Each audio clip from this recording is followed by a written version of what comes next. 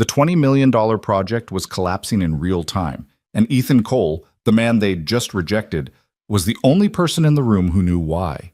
He stood frozen at the conference room door, one hand on the handle, worn shoes planted on carpet worth more than his monthly rent.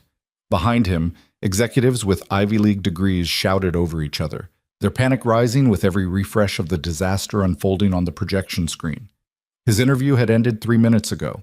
He had no job, no prospects, and a daughter waiting at home who believed her father could do anything. He should have walked away. Instead, he turned around. Thank you for joining this story. If you enjoy it, please hit the like button and comment with your city so I can see how far this journey travels. Now, let's begin. The fluorescent lights of Morrison & Associates hummed with the kind of sterile confidence that came from 40 floors of uninterrupted success. Ethan Cole sat in the waiting area, his hands folded in his lap, trying to ignore the way his suit jacket pulled too tight across the shoulders. He'd bought it 7 years ago for his college graduation, the graduation that never happened. The fabric had faded from charcoal to something closer to ash, and the cuffs showed threads where he'd repaired them himself. Around him, the waiting room displayed the firm's achievements like trophies in a case.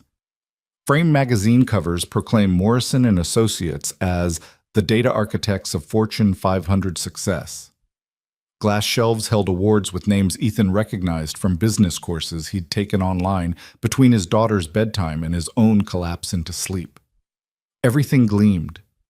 Everything spoke of a world he'd been trying to break into for 6 years.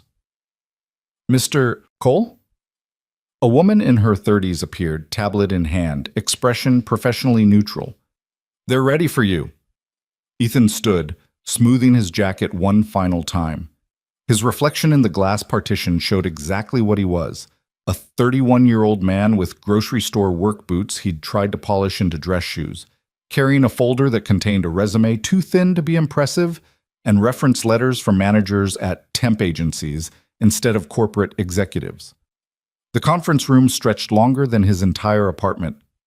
6 people sat along one side of a table that could have seated 20, their arrangement clearly deliberate, a panel of judgment with nowhere to hide. Ethan recognized 2 faces from the company website: Jennifer Morrison, the CEO whose silver hair and sharp suit seemed to cut through the air itself, and Marcus Chen, Chief Technology Officer, whose expression suggested he'd already decided this meeting was a waste of his time. Mr. Cole. But Jennifer didn't stand, didn't offer her hand. Please, sit. Ethan took the single chair positioned across from them, feeling like a defendant at trial. His folder seemed suddenly ridiculous in his hands, a child's arts and crafts project brought to a corporate cathedral. Let's start with your educational background. This came from a man whose nameplate read, Director, Strategic Consulting. His tone made it clear he'd already read the resume and found it wanting. I see you attended Riverside Community College but didn't complete your degree. Can you explain that gap? The question landed like an accusation. Ethan had prepared for this, rehearsed it during the bus ride that morning, but the words still caught in his throat. My daughter was born during my sophomore year, he said, keeping his voice steady. Her mother left 3 months later. I had a choice between finishing school and keeping a roof over our heads. I chose my daughter. Admirable, the director said in a tone that suggested it was anything but. But this is a senior data analyst position. Our other candidates have master's degrees from Stanford, MIT, Carnegie Mellon. What makes you think you're qualified to compete at that level? Ethan felt the familiar weight of this moment, the same crushing pressure he'd experienced in a dozen similar interviews over the years.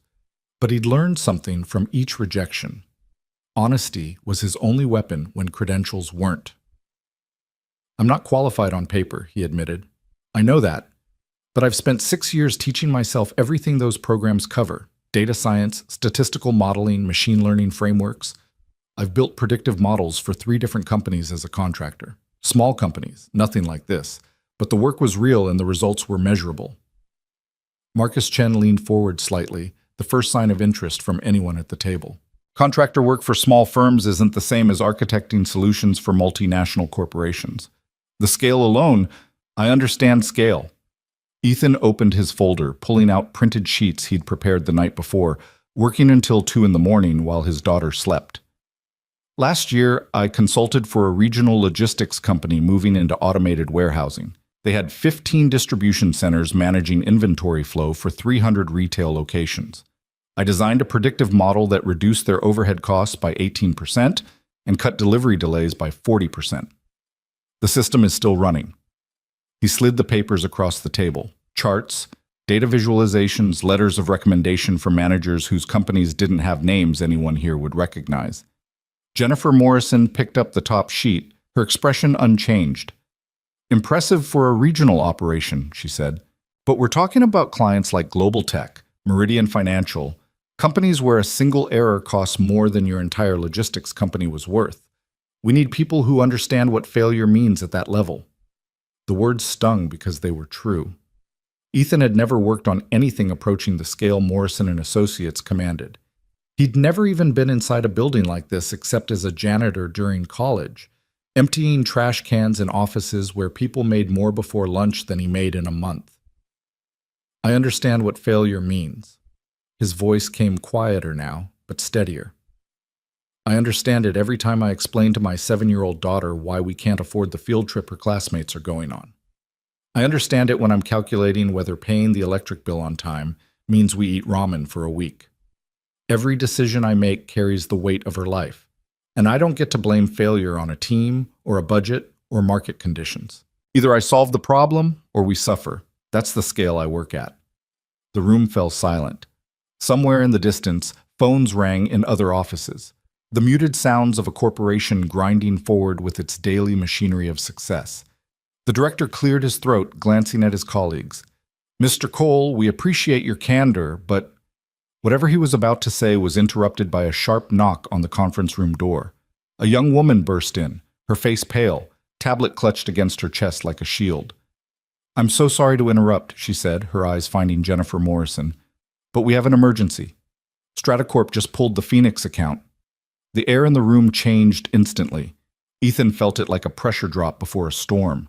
Jennifer's expression cracked for just a second, revealing something sharp underneath before the professional mask returned. "We're in the middle of an interview, Sarah," Jennifer said, her voice tight. "I know, but..." Sarah's hands shook slightly. "They're saying the entire model we delivered is unusable. They've initiated breach of contract proceedings. The legal team is already..." "How much?" Marcus Chen was standing now, his casual dismissal of Ethan forgotten. Sarah swallowed. 20 million. Plus penalties. The number hung in the air like smoke. Ethan watched the executives exchange glances. Not panic, not yet, but something close. The kind of controlled alarm that came from people who'd trained themselves never to show weakness, but couldn't quite hide the flinch when catastrophe struck. Meeting adjourned. Jennifer stood, her chair scraping against the floor. "Mr. Cole, we'll be in touch." The dismissal was automatic, muscle memory taking over. The panel was already moving toward the door, clustering around Sarah's tablet, voices rising as they fired questions about timelines and client communications and legal exposure. Ethan gathered his folder, feeling the familiar hollow ache of another rejection. He'd known walking in that his chances were minimal, but knowing didn't make the reality hurt less. Another interview, another room full of people who looked at him and saw all the things he wasn't. He was halfway to the door when he caught a glimpse of Sarah's tablet screen. She'd turned it toward Marcus Chen, but the angle put it in Ethan's line of sight for just a moment. The display showed a dashboard, data visualizations, metrics cascading down in red, a project timeline marked with angry red X's where deliverables should have been check marks. Ethan's hand tightened on his folder. He recognized the architecture immediately. Not the specific project, but the structure, the framework. It was a customer retention analysis, the kind of model that tracked user behavior patterns and predicted churn rates. He'd built 3 of them in the last 2 years, smaller scale, but identical in principle. And there, in the top right quadrant of the screen, was a number that made his breath catch. The retention rate showed 94% stability. For a dataset that size, that was impossible. Nobody maintained 94% retention on a customer base of 2 million users. The number was wrong, fundamentally wrong. And if that number was wrong, everything built on top of it was worse than useless. It was actively misleading. He should have kept walking. The interview was over. These people had made it clear he didn't belong in their world. Whatever disaster had just swallowed $20 million wasn't his problem to solve. But Ethan thought about his daughter. He thought about Maya, 7 years old, sitting at their kitchen table this morning, carefully making him a good luck card from construction paper and markers. "You're going to be great, Daddy," she'd told him, her missing front tooth making her smile crooked and perfect. "You're the smartest person I know." He thought about promise he'd made her last night, the one that had made her eyes shine. "If this interview goes well, we'll go to the zoo next weekend. Just the two of us." The zoo. Something so simple that it cost $40 he didn't have. That required him to land a job that paid more than warehouse shifts and weekend data entry. Ethan stopped at the door. His hand was on the handle when he heard Marcus Chen's voice rising. "How did QA miss this? We had 3 senior analysts reviewing the model before delivery." "They verified against the parameters we gave them," someone responded. "The client is saying the parameters themselves were flawed, that we fundamentally misunderstood their user base." Ethan closed his eyes. He could still leave. He could walk through that door, take the bus home, hug his daughter, and tell her the interview didn't work out, but something else would come along. It was what he'd done a dozen times before. But Maya had made him a card. She believed he was smart enough to belong in rooms like this. Maybe it was time he believed it too. Ethan turned around. The executives were clustered at the far end of the conference table now, their voices overlapping in the controlled chaos of crisis management. Jennifer Morrison was on her phone, her free hand pressed against her temple. Marcus Chen had pulled up additional screens on the wall-mounted displays, data flowing across them like water finding every crack. "Excuse me," Ethan said. Nobody heard him, or if they did, they assumed he'd already left. He moved closer, his voice firmer. "Excuse me. I think I know what went wrong." This time, they heard him. The cluster of executives turned, their expressions ranging from confused to annoyed. Marcus Chen frowned, clearly trying to remember who this person was and why he was still in the room. "Mr. Cole." Jennifer lowered her phone but didn't end the call.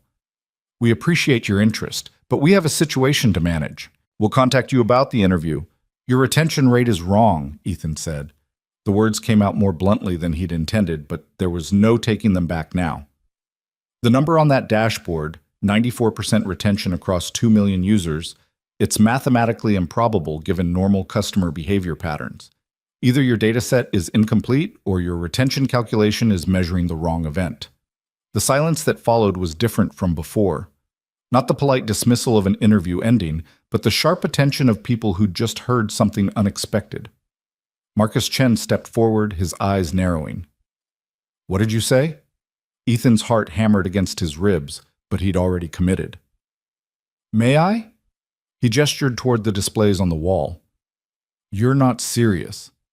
The director from the interview panel, the one who'd questioned his credentials, shook his head. "We're not going to let someone off the street. Let him speak." Jennifer's voice cut through the room like a blade. She'd ended her phone call, her full attention now on Ethan. "You have 2 minutes, Mr. Cole. Explain." 2 minutes. Ethan moved toward the displays, aware that every eye in the room was tracking him, that he was about to either prove he belonged here or confirm every doubt they'd ever had about people without degrees thinking they could play in this arena. He pointed to the retention metric. "This number says you're retaining 94% of users month over month. But if you look at the secondary metrics here," he indicated a smaller chart showing active session rates. "You've got only 68% of users logging in weekly. Those numbers can't coexist. Either users are being counted as retained despite being inactive, or your retention definition is flagging something other than genuine product engagement." "The retention metric tracks account status," Marcus said, his tone defensive. "As long as an account remains active." "But what defines active?" Ethan interrupted, immediately regretting the breach of protocol. But he pressed on. "If your definition is simply account not deleted, you're counting users who created accounts and never came back. They're not churned in your system, but they're not customers either. They're ghosts inflating your numbers." Sarah, the assistant who'd brought the bad news, moved closer to the display. "The client's complaint specifically mentioned that our predictions didn't match their actual customer behavior. They said we told them churn was minimal when their revenue data showed massive fall-off in the second quarter. Because the model was optimized for the wrong metric, Ethan said, the pieces falling into place in his mind as he spoke. If you built everything around that 94% retention rate, all your predictions would assume stability that didn't exist. When real churn hit, the model would have completely failed to see it coming. The director started to object, then stopped, staring at the numbers on the screen. Marcus Chen pulled out his phone, his fingers moving rapidly.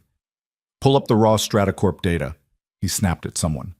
I want to see the original account creation logs versus active session logs. Even if you're right, Jennifer said, her gaze locked on Ethan, and that's a significant if. This doesn't explain how 3 senior analysts and our entire QA team missed something this fundamental. Because nobody questioned the baseline assumption, Ethan said quietly. The client probably told you retention was strong. You built the model to confirm what they believed.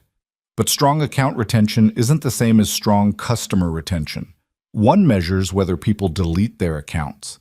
The other measures whether people actually use your product. Those are completely different questions. The room had gone very still. Ethan could hear his own breathing, the faint hum of the climate control system, the distant ding of an elevator arriving on their floor. Marcus looked up from his phone, his face ashen. He's right. I'm looking at the account creation data right now. We've got 1.9 million registered accounts, but only 1.3 million have logged in during the past 30 days. Our retention metric was tracking registration, not engagement. Jesus Christ. The director sat down heavily. We delivered a $20 million model based on ghost accounts. Jennifer Morrison stood perfectly still, her expression unreadable. Then she looked at Ethan, really looked at him, for the first time since he'd entered the conference room. How long have you known? She asked. I saw it 30 seconds ago, Ethan admitted. On the tablet screen. I've built similar models before, smaller scale. That retention number it felt wrong. Too clean. Real data is messier. You diagnosed a multi-million-dollar failure in 30 seconds from a glance at a dashboard. Jennifer's tone was flat, impossible to read. Ethan met her eyes. I've made enough mistakes in my own work to recognize the patterns. When you're working alone without a team to catch your errors, you learn to be paranoid about your assumptions. You question everything, especially the numbers that look too good. For a long moment, nobody spoke. Then Marcus Chen let out a long breath, running a hand through his hair. We need to verify this completely, but if the foundation was wrong, the entire model is worse than useless. We'd have to rebuild from scratch. How long would that take? Jennifer asked. With our full team, 3 weeks minimum, maybe a month. The client terminated the contract 30 minutes ago. They're not giving us a month. Ethan knew he should stay quiet. He'd already inserted himself far deeper into this disaster than any rejected job candidate had a right to. But Maya's face flashed through his mind, her gap-toothed smile, her absolute faith that her daddy could do anything, and the words came out before he could stop them. I could do it in 3 days. Every head in the room turned toward him. That's impossible, Marcus said flatly. You don't have access to our systems, our data, I don't need your systems, Ethan interrupted. Give me the raw data files, access to basic analytical software, and a quiet room. I'll rebuild the model from the ground up. Proper retention metrics, engagement patterns, churn prediction based on actual user behavior, not registration status. You're insane, the director said. One person can't. Actually, Sarah spoke up, her voice hesitant. The raw data is already extracted. We packaged it for the client handoff. It's sitting in the archive drive. And we have contractor licenses for all the major analytical platforms. Jennifer Morrison hadn't looked away from Ethan. Her expression remained neutral, but her eyes were calculating, weighing risks and possibilities with the speed that had built Morrison and Associates into an industry giant. Why would you do this? She asked. You don't work here. You have no obligation to help us. Ethan thought about the careful way he'd polished his old boots that morning, trying to make them look like something they weren't. He thought about his daughter's card, probably still in his jacket pocket, the one that said, "Good luck, Daddy," in purple marker with stars drawn around the edges. Because I need a job, he said simply. Because I need to prove to myself that I belong somewhere other than warehouse floors and overnight data entry. And because if I can fix this, maybe you'll believe I'm worth hiring, even without the Stanford degree. The honesty of it seemed to hit harder than any sales pitch could have. Jennifer glanced at Marcus, then at the others, some silent communication passing between them. 3 days, she said finally. 72 hours. You'll work here, in office, with supervised access to the data. If you can deliver a functional model that satisfies the client's requirements, we'll revisit your interview. But if you fail, or if you waste our time, you'll never see me again, Ethan finished. I understand. Marcus, set him up in conference room C. Sarah, get him the data access he needs and whatever software licenses are required. Everyone else, we have a legal nightmare to manage and a client to potentially salvage. Jennifer looked at Ethan one last time. Don't make me regret this, Mr. Cole. I won't, Ethan said, praying it was true. The next hour blurred into a chaos of access badges, non-disclosure agreements, and technical setup. Sarah proved to be efficient and surprisingly kind, finding him a laptop, getting him credentials for the analytical software, and importing the massive Stratacorp dataset that represented 2 years of customer activity from a user base of 1.9 million people. Conference Room C was smaller than the interview chamber, but still nicer than anywhere Ethan had worked before. Glass walls looked out onto the main office floor, where analysts worked at standing desks surrounded by multiple monitors. He felt their eyes on him, curious and skeptical. Word had clearly spread that the guy who'd failed his interview was now being given access to their most sensitive disaster. By noon, Ethan was deep into the data. The numbers told a story, the kind of story he'd learned to read through years of freelance work done in the stolen hours between his daughter's bedtime and his own exhausted collapse. Stratacorp had built a fitness app, one of those services that promised personalized workout plans and nutrition tracking. They'd exploded in popularity 2 years ago, riding the wave of pandemic-era home fitness trends. Their registered user base looked impressive, 1.9 million accounts. But when Ethan dug into the actual engagement logs, the picture crumbled. Only 1.3 million users had logged in during the past month. Of those, only 840,000 had actually used any features, logging workouts, tracking meals, engaging with the community forums. The churn wasn't minimal, it was catastrophic. Morrison and Associates had built their entire model on the assumption that 94% retention meant the company was healthy. They'd predicted continued growth, estimated that with proper marketing, Stratacorp could reach 3 million active users within a year. They'd recommended an aggressive expansion strategy, backed by projections that assumed the user base would remain stable while new customers flooded in. Instead, Stratacorp had followed that advice and watched their revenue crater. They'd spent money expanding when they should have been focused on keeping the users they had.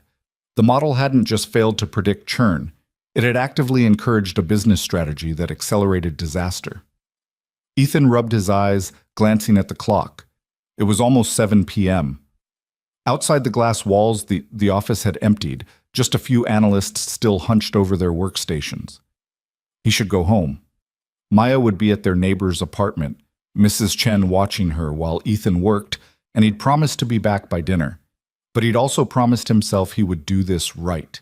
He pulled out his phone, texting Mrs. Chen an apology and asking if she could handle bedtime tonight. The response came quickly. Of course, honey. Good luck with your work. Maya says you're going to be brilliant. Ethan's throat tightened. He looked at the screen full of numbers, the data set that represented someone else's failure, and his own impossible opportunity. Then he got back to work. The first step was redefining retention properly. Not account exists, but user engaged with core features within the past 30 days. That single change dropped the retention rate from 94% to 44%, a number that looked catastrophic but was actually honest. From there, Ethan built patterns. Users who logged workouts at least 3 times per week had an 89% probability of remaining active for 6 months. Users who connected with friends within the app, sharing achievements, joining challenges, had a 76% retention rate even if their workout frequency dropped. The app wasn't failing because it was bad. It was failing because nobody had bothered to understand what actually kept users engaged. By midnight, Ethan had the skeleton of a new model. By 3 a.m., it was taking shape. Retention metrics that measured real engagement, churn prediction based on behavior patterns rather than registration dates, growth projections that accounted for the reality of customer acquisition costs versus lifetime value. He finally left the office at 4:30 in the morning, catching the first bus home as the sun began to hint at dawn. His eyes burned, his back ached from hours hunched over the laptop. But the numbers in his mind had started to sing the way they always did when a model finally came together. Maya was asleep when he got home, curled up under her unicorn comforter. Ethan stood in her doorway, watching her breathe, and felt the weight of what he was doing settle over him like a blanket. If he succeeded, their lives might change. A real job, health insurance, the ability to say yes when she asked for things instead of explaining why they couldn't afford it. If he failed, he'd have wasted 3 days on a fantasy. Time he should have spent finding actual work instead of chasing impossible dreams in glass towers. He slept for 3 hours, then got up and went back. Day 2 was refinement. Marcus Chen appeared around noon, standing outside the glass walls of Conference Room C like a skeptical guardian. Eventually, he came inside. "Show me what you have," he said without preamble. Ethan walked him through the revised retention metrics, the engagement patterns, the churn prediction model that actually aligned with Stratacorp's revenue data. Marcus listened in silence, his expression unreadable, occasionally asking sharp questions that forced Ethan to defend his assumptions. "The client's going to want validation," Marcus said finally. "Anyone can build a model. Proving it's accurate is harder." "I know." Ethan pulled up a secondary screen. "I split the dataset, used the first 18 months to build the model, held back the most recent 6 months as a test. When I run the predictions against what actually happened, the accuracy rate is 91%. The original model was at 34%. Marcus stared at the numbers for a long moment. Then he did something Ethan didn't expect. He sat down. "How are you doing this alone?" Marcus asked quietly. "We had a team of 5 analysts working on this for 3 months. Ethan thought about how to answer that. When you have a team, you can specialize. Someone handles data cleaning, someone builds visualizations, someone runs QA checks. It's efficient, but it also means nobody sees the whole picture. They questioned their individual pieces, but nobody questioned whether the pieces fit together correctly. And you? I'm always working alone. I have to see everything because there's nobody else to catch my mistakes. It makes me slower, but it makes me thorough." Ethan paused. "Also, I'm desperate. That helps with focus." Marcus almost smiled. Almost. "The CEO wants an update tomorrow morning. If you're serious about finishing this, you better not sleep tonight." "Wasn't planning to," Ethan said truthfully. The next 24 hours existed outside of normal time. Ethan lived inside the data, his world narrowing to spreadsheets and statistical models and the constant grinding pressure of the deadline ticking down. Sarah brought him coffee at odd hours, her presence a reminder that the rest of the company was watching this experiment with a mixture of curiosity and doubt. Around 2 a.m. on day 3, Ethan hit a wall. The model was 95% complete, but one component refused to cooperate, predicting which users were most likely to become high-value customers, the ones who'd eventually pay for premium features or buy merchandise. The pattern was there, buried in the data, but he couldn't quite isolate the signal from the noise. He put his head down on the table just for a moment and felt the weight of exhaustion crash over him like a wave. His phone buzzed, a text from Maya sent hours ago before Mrs. Chen had put her to bed. "Daddy working hard. I'm proud of you." Ethan lifted his head, blinking against the fluorescent lights. He thought about Maya's face when he'd promised her the zoo, the absolute trust in her eyes. He went back to the data. The breakthrough came at 5 a.m. The high-value users weren't defined by workout frequency or social engagement alone. They were users who did both consistently for at least 3 months. The combination created a commitment pattern that predicted lifetime value with 83% accuracy. Ethan built the component into the model, ran the validation tests, and watched the accuracy metrics climb into acceptable range. His hands were shaking from caffeine and adrenaline and the surreal feeling of having actually done what he'd promised. At 7 a.m., with 1 hour before the presentation to Jennifer Morrison and the Stratacorp executives, Ethan saved the final version of the model, packaged the visualizations, and allowed himself to close his eyes for 10 minutes. When he opened them again, Marcus Chen was standing in the doorway. "It's time," Marcus said. "Are you ready?"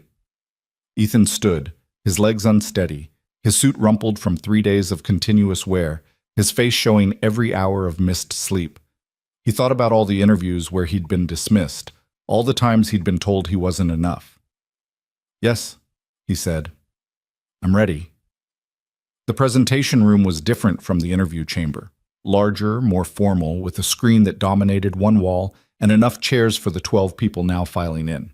Ethan recognized Jennifer Morrison immediately, her presence commanding even in silence. Behind her came the Stratacorp executives, a tired-looking man in his 50s who carried himself like someone whose company was bleeding, and a younger woman whose sharp eyes suggested she was the one who'd called bullshit on the original model. "Mr. Cole," Jennifer said, taking her seat, "you have 30 minutes to convince us you haven't wasted the last 72 hours. Begin." Ethan moved to the front of the room, connected his laptop to the display system, and pulled up the first slide. His hands had stopped shaking. His mind had gone quiet and clear, the way it always did when the numbers took over. "The original model failed," he began, "because it measured the wrong thing." The room's attention focused on Ethan with an intensity he could feel like heat against his skin. He advanced to the next slide, showing the side-by-side comparison that had taken him 8 hours to perfect. On the left, you see what the original model reported: 94% retention, projected growth to 3 million users, minimal churn risk. On the right is reality. He let the numbers speak for themselves. 44% actual retention when measured by genuine engagement. 56% of your registered users are ghosts, accounts that exist but provide zero value. The model didn't just miss this, it built an entire strategy on pretending these ghosts were customers. The Stratacorp CEO, whose nameplate read David Hutchinson, leaned forward. His exhaustion was evident in the lines around his eyes, the coffee cup he gripped like a lifeline. "We told Morrison and Associates that our user base was strong. They were supposed to help us grow it, not tell us it was rotting from the inside." You weren't wrong," Ethan said carefully. "Your account registrations were strong. People wanted to try your app. The problem is that wanting to try something isn't the same as wanting to keep using it. The original model never asked why users stayed or left. It just assumed they stayed because they didn't formally delete their accounts." Jennifer Morrison's expression remained neutral, but Ethan caught the slight tightening around her eyes. This was her firm's failure being dissected in front of a client they'd just lost $20 million from. Every word he spoke was both a potential salvation and a reminder of how badly her team had missed the mark. He moved to the next visualization. "I rebuilt the model from scratch using behavioral metrics. This graph shows the actual engagement patterns over 2 years." The line chart displayed a story of decline, sharp user activity in the first 3 months after the app's launch. Then a steady degradation as the novelty wore off. Your churn isn't random, it's predictable. Users who don't log a workout within their first week have an 89% probability of never coming back. Users who don't connect with at least one friend within 2 weeks have a 76% abandonment rate. David's colleague, the sharp-eyed woman whose nameplate identified her as Christine Park, COO, spoke up. "So we were losing users from day one and nobody told us?" "The data was there," Ethan said, "but the original model was optimized to confirm what everyone wanted to believe, that growth would continue indefinitely. When you measure the wrong metrics, you can prove anything you want." Marcus Chen, seated near the back, asked the question Ethan had been dreading. "What's your solution?" Identifying the problem is one thing, fixing it is another. Ethan pulled up his retention strategy framework, the component he'd finalized only 2 hours ago. The model identifies 3 critical intervention points. First, onboarding. Users who complete a personalized fitness assessment in their first session have 3.2 times higher retention than users who skip it. Second, social connection. Facilitate friend invites and workout challenges within the first 2 weeks. Third, habit formation. Users who log workouts at least 3 times per week for 1 month achieve an 89% 6-month retention rate. He walked them through each recommendation, showing how the revised model not only predicted churn, but identified exactly where Stratacorp could intervene to prevent it. The presentation that should have been defensive became constructive. The disaster that had cost $20 million began to look like something that could be salvaged. 30 minutes stretched to 45. Questions came rapid fire, technical and strategic, from both Morrison & Associates team and Stratacorp's executives. Ethan answered each one, pulling up supporting data, showing his validation tests, demonstrating that the model didn't just look good on paper. It accurately predicted what had actually happened in the holdout data he'd reserved for testing. Finally, Jennifer raised a hand, silencing the room. "Mr. Hutchinson, Ms. Park, I think we need to discuss this privately. If you'll give us 15 minutes? The Stratacorp executives exchanged glances, then nodded. As they filed out, David Hutchinson paused beside Ethan. "How long have you been with Morrison & Associates?" Ethan felt everyone's eyes on him. "I don't work here, sir. I was interviewing for a position when this situation developed. They gave me 72 hours to prove I could fix it." David stared at him for a long moment, then shook his head slowly, something like wonder in his expression. "Remarkable." He followed Christine out, leaving Ethan alone with Jennifer's team. The silence that followed felt heavier than any sound could have been. Jennifer stood, moving to the window that overlooked the city 40 floors below. Marcus remained seated, his arms crossed, his expression unreadable. The others, senior analysts whose credentials Ethan could only dream of matching, watched him with a mixture of respect and something darker. Resentment, perhaps, that an outsider had accomplished in 3 days what they'd failed to deliver in 3 months. "That was either the most impressive recovery I've seen in 20 years, Jennifer said without turning from the window, or the most elaborate display of luck masquerading as skill. I haven't decided which." Ethan's exhaustion crashed over him like a physical weight. He'd been running on adrenaline and desperation for 3 days straight, and now that the presentation was over, the cost came due all at once. His legs felt unsteady. The room seemed too bright. "It wasn't luck," he said quietly. "It was being too broke to afford assuming anything. Every model I've ever built, I've had to validate 6 ways because I couldn't risk being wrong. When you're working alone, without a safety net, you learn to be paranoid about your own assumptions." Jennifer turned from the window. "You made my company look incompetent in front of a client we're in breach of contract with. You exposed failures that will cost careers, maybe including my own, and yet—" She paused, her eyes sharp. "You also might have saved us from a lawsuit that would have destroyed this firm. I'm not sure whether to fire you or hire you." "You can't fire me," Ethan pointed out, his exhaustion making him reckless. "I don't work here." Marcus actually laughed at that, a short bark of surprised amusement. "He's got you there." Jennifer's expression didn't soften, but something flickered in her eyes that might have been respect. "The question is whether you should work here. You've demonstrated technical ability, certainly, but this company isn't built on lone wolves solving problems through heroic all-nighters. We're a team. Can you function as part of one?" The question hit harder than Ethan expected. He thought about the past 3 days. The isolation of Conference Room C, the way he'd lost himself in the data because there was nobody else to rely on. It was how he'd always worked, alone, desperate, proving himself one project at a time because nobody would give him a chance any other way. "I don't know," he admitted. "I've never had the opportunity to find out." Before Jennifer could respond, the conference room door opened. Christine Park stepped back inside, David Hutchinson behind her. Their expressions had shifted from exhausted defeat to something more complex, cautious hope mixed with residual anger. "We've discussed your analysis," David said, directing his words to Jennifer, but his eyes kept drifting to Ethan. "It's thorough. It's honest. It's everything the original model should have been." He paused. "It's also 3 months too late. We've already committed resources to an expansion strategy based on your firm's recommendations. We've spent money we're now desperately trying to recover. An accurate model now doesn't undo the damage caused by an inaccurate one then." "We understand," Jennifer began, but David raised his hand. "However," he continued, "Ms. Park has convinced me that this new model is worth more than our anger. If Morrison and Associates is willing to waive all fees associated with the original contract, provide the revised model at no charge, and offer 6 months of implementation support to help us execute the retention strategies Mr. Cole has outlined, we're prepared to drop the breach of contract proceedings. The room went very still.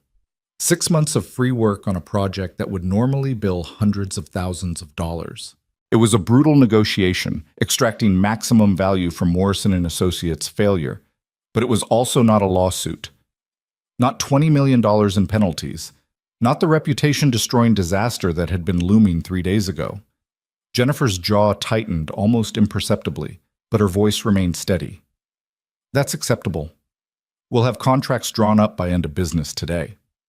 There's one more condition, Christine said, and her sharp eyes fixed directly on Ethan. We want him. Mr. Cole leads the implementation, not as a contractor, as your employee with full authority to make decisions about the retention strategy. If we're betting our company's survival on this model, we want the person who actually understands it making the calls. Ethan felt the weight of every gaze in the room shift to him. His mouth had gone dry. His heart hammered so hard he wondered if others could hear it. Mr. Cole isn't currently, Jennifer started. Then hire him, David interrupted. Today. Now. Or the deal is off and we'll see you in court. The silence stretched like wire pulled taut. Ethan could see the calculation happening behind Jennifer's eyes, pride warring with pragmatism, her natural instinct to resist being dictated to by a client fighting against the very practical reality that Stratacorp held all the leverage in this negotiation. Marcus Chen cleared his throat. Jennifer, a word? They stepped into the hallway, leaving Ethan alone with the Stratacorp executives and the Morrison and Associates analysts, who'd just watched a complete outsider become essential to saving their largest disaster. The tension in the room was thick enough to cut. You're either very brave or very stupid, Christine said to Ethan, not unkindly. Taking responsibility for fixing someone else's disaster isn't usually a winning career move. I'm neither brave nor stupid, Ethan replied, his exhaustion making honesty easier than calculation. I'm broke. I have a 7-year-old daughter and $18 in my checking account. When you're drowning, you don't question the rope someone throws you. You just grab on and hope it's tied to something solid. David's expression softened slightly. Single father? Since she was 3 months old. Then you understand what we're dealing with, David said quietly. Stratacorp is my life's work. 20 years building something that was supposed to matter. When Morrison and Associates told me our growth trajectory was strong, I believed them. I bet everything on that belief. I hired 200 people, opened 3 new offices, committed to partnerships that cost more than my first house. His voice had gone rough around the edges. Those people have families too. If this company fails, it's not just my dream dying. It's their mortgages, their kids' schools, their lives. Ethan understood that weight better than most people in this building ever could. Then we'll make sure it doesn't fail, he said simply. The hallway door opened. Jennifer and Marcus returned, their expressions revealing nothing. Jennifer resumed her position at the head of the table, her posture perfect, her voice carefully neutral. Mr. Cole, I'm offering you a position as Senior Data Analyst, effective immediately, at a salary of $140,000 annually, plus benefits. Your first assignment is leading the Stratacorp retention strategy implementation. This is a 6-month commitment with performance reviews at 60 and 90 days. Do you accept? $140,000. The number was so far beyond Ethan's reality that it barely registered as real.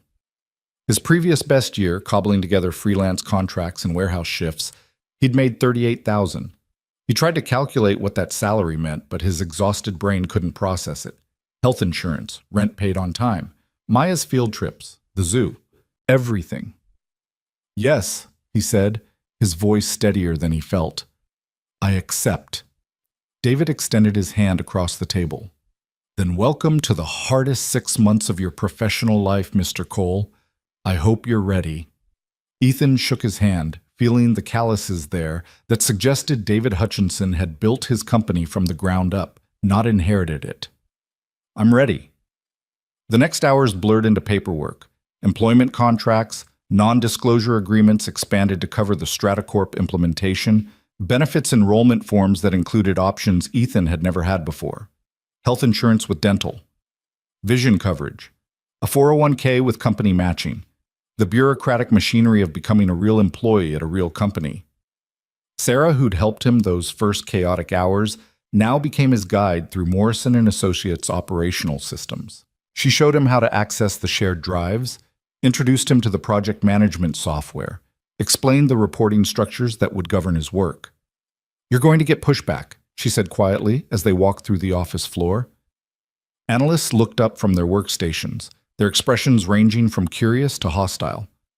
A lot of people are angry that an outsider just exposed their failures. The team that worked on the original Stratacorp model, 2 of them were let go this morning. 3 others are on probation.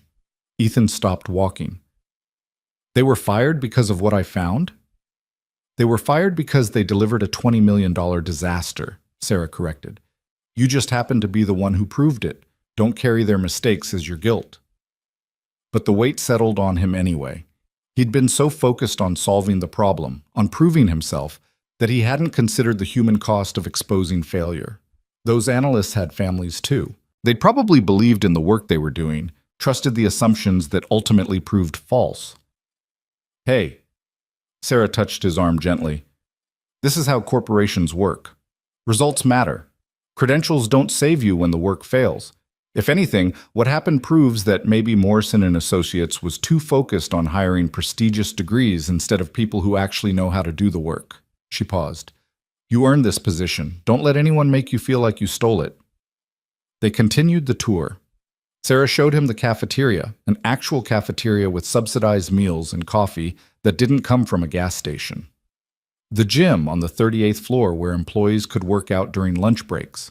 The quiet rooms where people could take calls or decompress when the pressure got too high. "This is all included?" Ethan asked, feeling like he'd stepped into some alternative reality where jobs came with amenities instead of just paychecks and stress. "This is Morrison & Associates," Sarah said with a slight smile.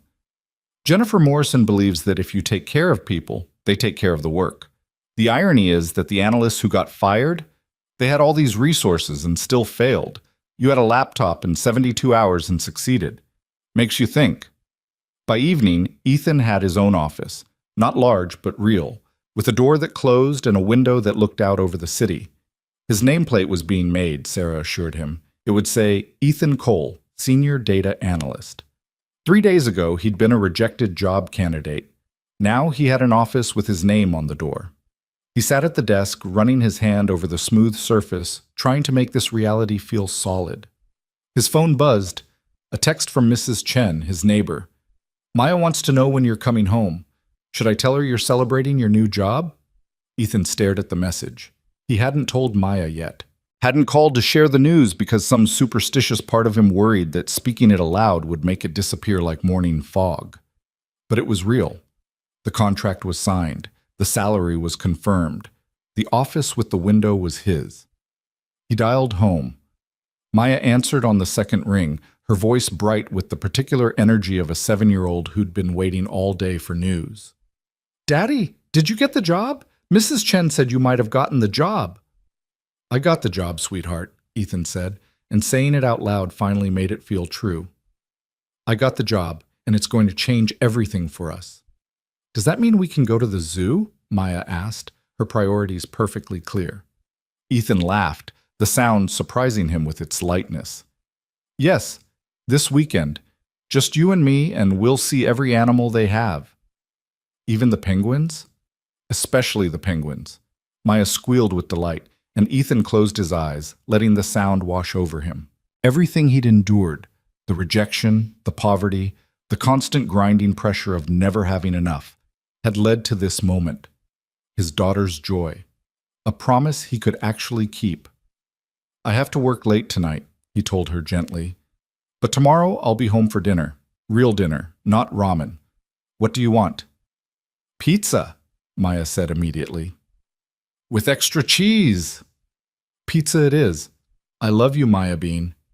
"Love you too, Daddy. I told you you were the smartest." After they hung up, Ethan sat in his new office, watching the city lights begin to glow as evening deepened into night. Somewhere out there, 40 floors below was the life he'd been living. The bus routes he knew by heart, the cheap apartment where Maya slept surrounded by toys from thrift stores, the constant calculation of whether paying one bill meant another had to wait. That life wasn't gone. One job didn't erase years of struggle, but it was a door opening, a chance to build something more stable than the precarious existence they'd been balancing on. A knock on his office door pulled him from his thoughts. Marcus Chen stood in the doorway, still wearing the same suit from the presentation, but with his tie loosened, looking as exhausted as Ethan felt. "Got a minute?" Marcus asked. "Of course." Ethan gestured to the chair across from his desk, feeling strange about the role reversal. Just days ago, he'd been the supplicant, and now Marcus was coming to him. Marcus sat, silent for a moment, clearly gathering his thoughts. "I owe you an apology," he said finally. "When you walked into that interview, I'd already decided you weren't qualified. I looked at your resume, saw the incomplete degree and the temp agency references, and wrote you off before you even spoke. That was arrogant and stupid, and it nearly cost this company everything." Ethan didn't know what to say. "You were following reasonable hiring practices. Credentials usually correlate with capability." "Usually isn't always," Marcus countered. "I got my master's from MIT, spent 6 years learning data science from professors who'd written the textbooks. And in 3 days, you built a better model than anything I've produced in 5 years at this company. That's humbling." "You were working with bad assumptions provided by the client," Ethan said. "Given those constraints—" "Stop." Marcus held up a hand. "Don't make excuses for my failure. I should have questioned the baseline metrics. I should have seen that the retention rate was impossibly clean. I didn't because I was arrogant, because I trusted my credentials more than I trusted my instincts." He paused. "You succeeded because you didn't have credentials to hide behind. You had to question everything because you had no reputation to coast on." The observation was uncomfortably accurate. Ethan thought about all the times he'd triple-checked his work, paranoid that a single mistake would cost him a contract, a client, the fragile income that kept his daughter fed. That paranoia had become his greatest asset. "I'm not going to make this easy for you," Marcus continued. "You're joining my team, and I have high standards. But I wanted you to know that I respect what you did. Not just the technical work, but having the courage to speak up when you saw the problem. Most people in your position would have walked away. You turned back." "I had a daughter to think about," Ethan said simply. "Walking away has never been an option." Marcus nodded slowly. "Then you're going to fit in here better than you think. Morrison & Associates isn't about pedigree. It's about delivering results under impossible pressure. You just proved you can do that. Now you have to prove you can do it consistently." He stood, extending his hand. Ethan shook it, feeling the weight of expectation in that grip. Marcus left without another word, and Ethan was alone again in his office, the city lights spreading below him like a map of possibility. He should go home. Maya was waiting. Mrs. Chen had already been watching her for 3 days straight, but Ethan pulled up his laptop one more time, opening the Stratacorp implementation plan he needed to finalize before tomorrow's kickoff meeting. The work had only just begun. Identifying the problem was one thing. Actually fixing a company's retention strategy while they were actively bleeding users was something else entirely. He had 6 months to prove that his model wasn't just theoretically correct, but practically useful. 6 months to transform Stratacorp's dying user base into something sustainable. 6 months to prove he belonged in this office, in this company, in this life that still felt like it might disappear if he stopped working hard enough to keep it real. Ethan opened his notes, began outlining the implementation phases, and lost himself in the work one more time. Outside, the city hummed with the lives of millions of people, each carrying their own struggles and dreams. Somewhere in that vast network, his daughter slept, believing her father could do anything. He intended to prove her right. The implementation began Monday morning with a conference call that felt more like a war council than a business meeting. Ethan sat in his new office, the nameplate now officially mounted on his door, watching the video screen fill with faces from Stratacorp's leadership team. David Hutchinson looked marginally less exhausted than he had during the presentation, but the tension around his eyes remained. Christine Park sat beside him, a tablet already in her hands, her expression suggesting she was prepared to challenge every word spoken. "Before we begin," David said, his voice carrying the weight of a man who'd bet everything on this last chance. I want to be clear about expectations. Stratacorp is hemorrhaging users at a rate that will make us insolvent by fourth quarter if we don't reverse the trend. We have 4 months, maybe 5, before our investors start demanding answers we can't provide. This isn't a theoretical exercise. This is survival. Ethan felt the familiar pressure settle onto his shoulders, the same weight he'd carried every time he'd looked at his empty bank account and his daughter's face and known that failure wasn't an option. I understand, he said. The model identifies 3 critical intervention points. The question is which one we attack first. Attack all of them, Christine said immediately. We don't have time for sequential implementation. With respect, we don't have resources for parallel implementation either, Ethan countered, pulling up the analysis he'd prepared over the weekend. Your engineering team is 20 people. Your customer success team is 12.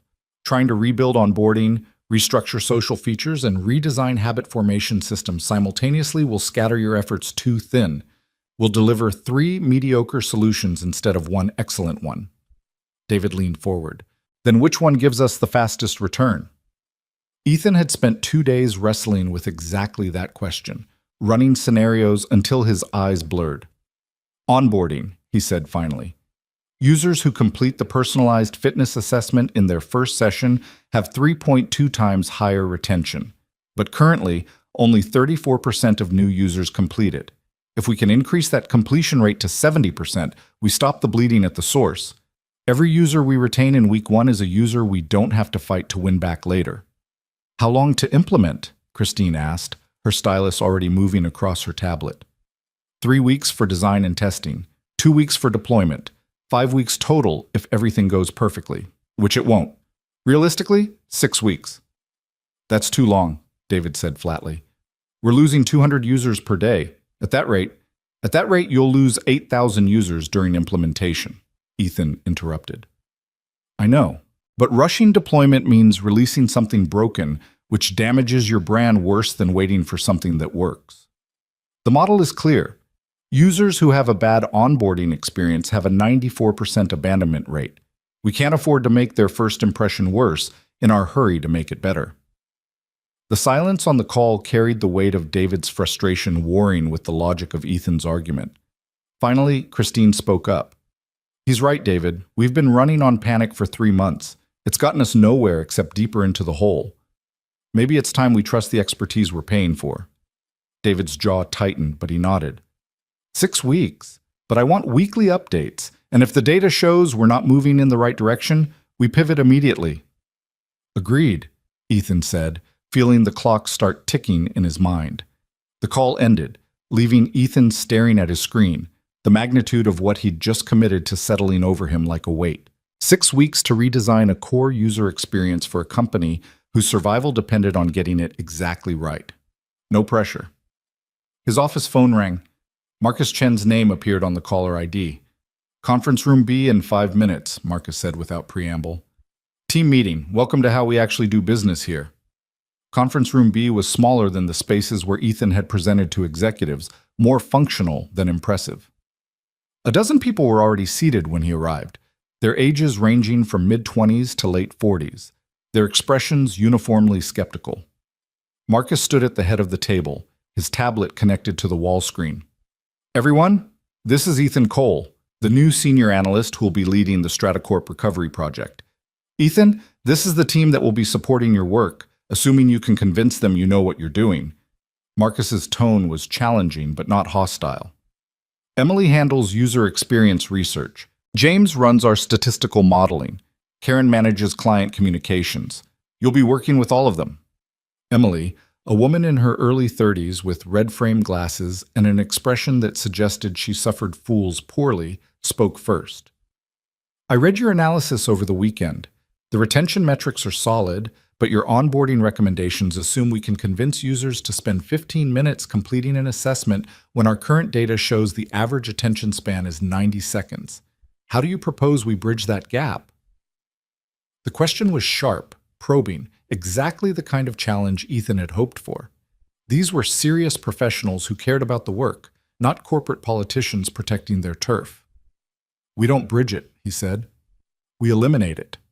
The current assessment is 15 minutes because it asks too many questions, most of them irrelevant to building a workout plan. I've identified 8 questions that predict user goals and fitness level with 91% accuracy. We can deliver the same personalization in under 3 minutes. Show me, Emily said, her skepticism not diminishing but shifting into professional curiosity.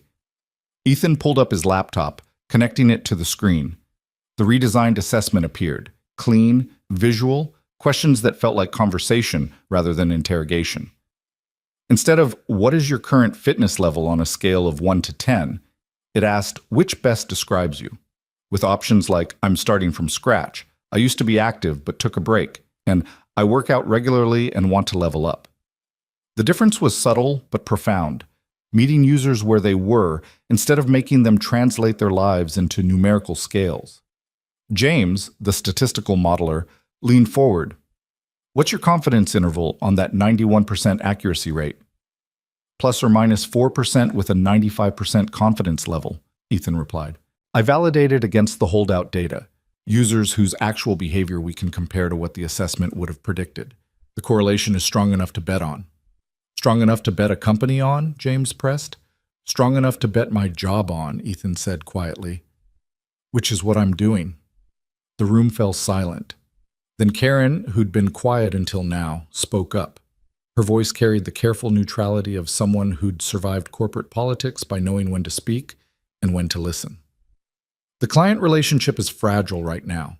David Hutchinson is one bad update away from pulling the plug completely and taking his losses. How do you plan to manage his expectations during implementation?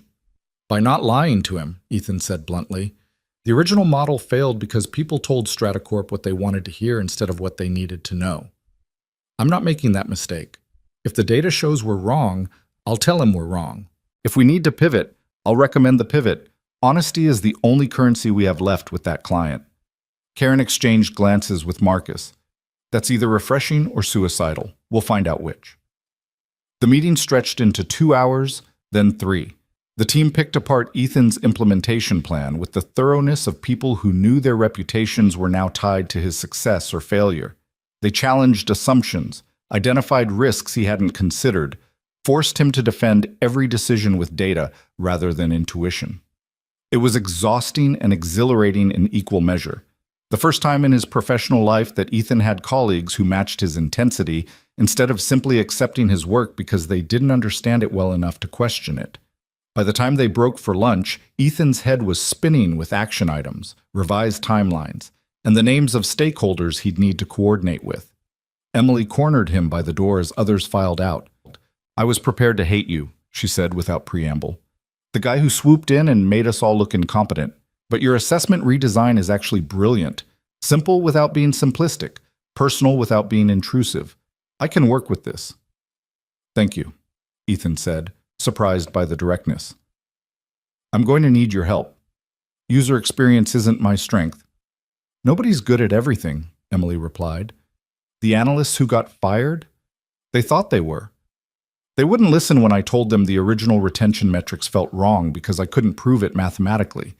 You built the math that proved me right, so yeah, I'll help you. Just don't make me regret it. She left before Ethan could respond, but the exchange settled something in his chest. He wasn't alone in this. For the first time in his career, he had a team, people who would challenge him, support him, and share the burden of success or failure. His phone buzzed. A text from Maya. Mrs. Chen is taking me to school. She said you're really busy saving a company. Are you a superhero now? Ethan smiled, typing back quickly. Just a dad trying to do good work. See you tonight, superhero. Love you. The afternoon brought a different kind of challenge. Ethan sat across from Jennifer Morrison in her corner office, a space that radiated power through its simplicity. Floor-to-ceiling windows, minimalist furniture, and awards displayed with the casual confidence of someone who no longer needed to prove anything. The team seems to be accepting you, Jennifer said, her tone making it unclear whether this was observation or accusation. That's good. What's not good is the timeline you've committed to. 6 weeks is aggressive given Stratacorp's instability. It's the minimum viable time frame to deliver something that works, Ethan replied. Any shorter and we're releasing garbage. Any longer, and the company might not survive to see it deployed. Jennifer studied him with the intensity of someone who'd built an empire by reading people accurately. You're not afraid of me, are you? Most new hires spend their first month trying to figure out what I want to hear. You just say what you think is true. With respect, I spent 6 years being afraid. Of poverty, of failure, of disappointing my daughter. I'm too tired to add fear of my boss to that list. Ethan paused, wondering if honesty was about to cost him the job he'd just started. You hired me because I fixed a disaster by refusing to pretend it wasn't a disaster. If you want me to start pretending now, you hired the wrong person. A smile flickered across Jennifer's face, brief as lightning. Marcus said you had spine. I wanted to see for myself. She turned to her window, looking out over the city. This company has become too comfortable with credentials and not comfortable enough with competence. We hire from top schools, pay premium salaries, and assume intelligence equals wisdom. The Stratacorp failure proved we were wrong. You represent a different approach, hunger instead of pedigree, desperation instead of entitlement. I'm betting you can remind my team what it means to fight for results instead of coasting on reputation. That's a lot of weight to put on one person, Ethan said quietly. You're already carrying more weight than that, Jennifer replied, her gaze still fixed on the cityscape below. Single father, no degree, clawing your way into a world that doesn't want you. You've been fighting your entire adult life. All I'm asking is that you keep fighting, but now with resources and a team behind you instead of poverty and isolation pushing you forward. She turned back to face him, her expression unreadable. Don't let me down, Ethan. I don't give second chances.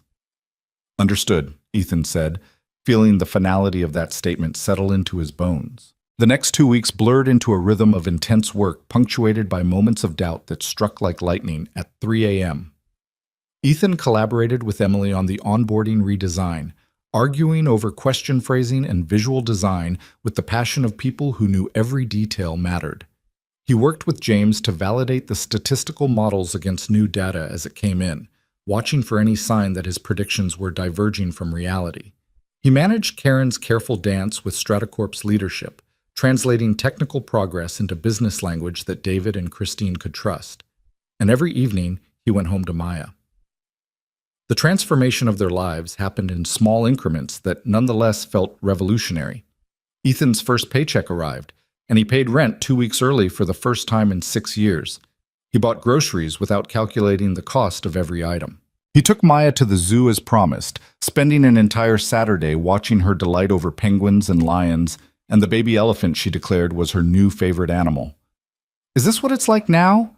Maya asked as they shared a pretzel, sitting on a bench overlooking the flamingo habitat. Do we get to do fun things without worrying?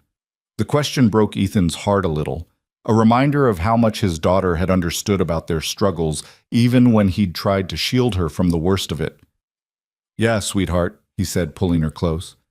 This is what it's like now. We still have to be smart with money, but we don't have to be scared anymore.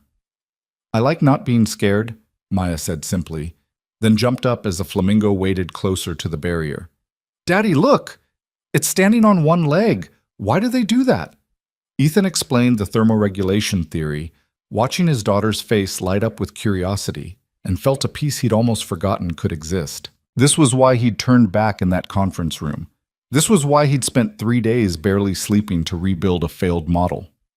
Not for the job or the salary or the office with his name on the door, but for this, his daughter's laughter, free from the shadow of anxiety that had colored too much of her childhood. But peace was a fragile thing in a world built on performance and results.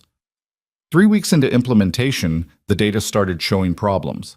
The onboarding redesign tested well in controlled environments, but when Stratacorp deployed it to a small percentage of real users, the completion rate improved only marginally, from 34% to 41%, nowhere near the 70% target Ethan had projected. David Hutchinson's voice on the conference call carried barely restrained panic. We're burning cash on development that's delivering single-digit improvements. At this rate, we're still going bankrupt, just slightly slower. I need to know right now if this is going to work, or if we're wasting time we don't have. Ethan stared at his screen, the data mocking him with its refusal to behave as predicted. His model said the redesign should work. The logic was sound. The questions were better. The experience was cleaner. But reality didn't care about logic or theory. It cared about results, and the results were failing. "I need 48 hours, Ethan said, his voice steadier than he felt. "Something's wrong, but I can't see it yet. Give me 2 days to figure out what we're missing." 2 days, Christine said, her tone making it clear this wasn't negotiation, but ultimatum. "After that, we're pulling the plug on this approach and trying something else. Anything else." The call ended. Ethan sat in his office, the city lights below him as indifferent to his struggle as they'd been to his poverty years before. He pulled up the user testing data, watching recordings of real people encountering the new onboarding flow. Most started enthusiastically. Most lost interest halfway through. Most abandoned before completion, their attention drifting away like smoke. Why? The assessment was short, visual, engaging, everything the research said it should be. What was he missing? He watched another recording. A woman in her 40s started the assessment, answered the first 3 questions quickly, then paused on question 4. "What's your primary fitness goal?"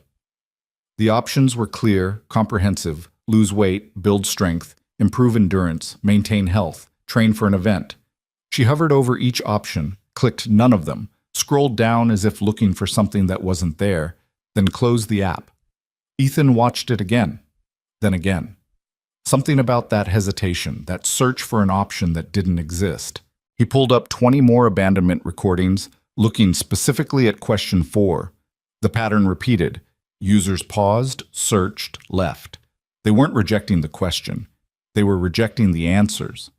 At 11 p.m., Emily responded to his emergency text with a video call from what appeared to be her living room, her expression somewhere between annoyed and intrigued. "This better be worth interrupting my evening." "Question 4 is broken," Ethan said without preamble. "Look at this." He shared the recordings, walking her through the pattern he'd identified. Emily watched in silence, her irritation fading into focus. When the third recording showed the same hesitation, she swore softly. "They're not finding their goal in the options we gave them. We assumed we knew what people wanted from a fitness app, but we're wrong." "We need an open response option," Ethan said. "A way for users to tell us their goal in their own words instead of picking from our categories." "That breaks your statistical model," Emily pointed out. "You can't predict user behavior based on free text responses. You need categorical data. Then we process the free text with natural language algorithms and map it to categories on the back end," Ethan replied, already sketching the architecture in his mind. "Users get to express themselves authentically. We get the categorical data we need for prediction. Everyone wins." "Can you build that in 48 hours? Ethan thought about his daughter, sleeping safely in their apartment because he had a job that paid enough to keep them secure. He thought about David Hutchinson, who'd bet his life's work on Ethan's model. He thought about the team at Morrison & Associates who'd started trusting him enough to follow his lead. "I'll build it in 24, he said, "but I need your help with the interface design. It's 11 p.m. on a Wednesday." "I know. I'm sorry. But stop apologizing and send me the specifications," Emily interrupted. "If we're doing this, we're doing it right." They worked through the night, connected by video call and shared documents. Emily redesigning the interface while Ethan built the natural language processing algorithm that would convert user responses into actionable data. By dawn, they had a prototype. By afternoon, they had a testable version. By evening, they had deployed it to the same small user group that had shown disappointing results with the previous version. Ethan didn't go home that night. He couldn't. He sat in his office watching the data stream in real time, each new user interaction a potential confirmation or rejection of his emergency fix. Maya understood when he called to explain. "You're saving the company," she said with the absolute confidence of childhood. "Superheroes don't get to sleep when people need them." "I'm not a superhero, baby." "You are to me," Maya replied, and Ethan had to steady his breathing before he could respond. The numbers started changing around midnight. The completion rate for the onboarding assessment climbed from 41% to 48%. By 2 a.m., it hit 55%. By dawn, as Ethan watched with exhausted eyes that could barely focus, it stabilized at 68%, just shy of his original target, but so close he could feel the victory in his chest like warmth spreading. The morning conference call with Stratacorp felt different. David's exhaustion had given way to cautious optimism. Christine actually smiled, a brief crack in her armor of professional skepticism. 68% completion rate, she said, reading from her tablet. And preliminary data shows those users are engaging with the app at rates matching your model's predictions. Whatever you did in the past 48 hours, it worked. It almost didn't, Ethan admitted, his honesty feeling like risk, but also like relief. The original design was flawed because we assumed we knew what users wanted instead of asking them. We fixed it by getting out of their way and letting them tell us. Humility from a consultant, David said with something that might have been the ghost of humor. That's refreshing. Most of your profession seems to think admitting uncertainty is weakness. Uncertainty is reality, Ethan replied. Pretending otherwise is what got us into this mess. I'd rather be honest about what we don't know than confident about things that turn out to be wrong. After the call ended, Marcus appeared in Ethan's doorway carrying 2 cups of coffee. He handed one to Ethan, then sat in the chair across from the desk. "You look like death," Marcus observed. "I feel like death," Ethan confirmed, accepting the coffee gratefully. "Jennifer wanted me to tell you that she's impressed. Not with the results specifically, though those are good. With your response when the results weren't good. A lot of people would have panicked, blamed the client's users for not behaving as predicted, tried to spin the data to look better than it was. You didn't. You admitted the problem and fixed it." "I didn't have a choice," Ethan said. "The data doesn't care about my ego. It just is what it is." "That's why you're succeeding here," Marcus said. Morrison & Associates has spent 10 years hiring brilliant people who care more about being right than about finding the truth. You care about the truth, even when it makes you look wrong. That's rare. He stood to leave, then paused at the door. "Go home. Sleep. Hug your daughter. The work will still be here tomorrow, and you're no good to anyone if you collapse." Ethan wanted to argue, to power through, to prove he could handle anything this job demanded. But his body was making the decision for him, exhaustion pulling at his consciousness like an undertow. He gathered his things, walked through the office where people were starting their workday as his was finally ending, and took the elevator down 40 floors to a life that was still becoming real. The bus ride home gave him time to think, to process what had happened. He'd nearly failed. The original onboarding redesign had been good, but not good enough, and his stubborn belief in his model had almost blinded him to its flaws. If he hadn't watched those user recordings at the moment of maximum desperation, if Emily hadn't been willing to work through the night on a hunch, if the natural language processing hadn't performed as well as theory suggested it should, everything could have collapsed. Success was more fragile than failure. Failure was easy, gravity pulling everything downward. Success required constant vigilance, constant adaptation, constant willingness to admit when you were wrong and change course before the error became catastrophic.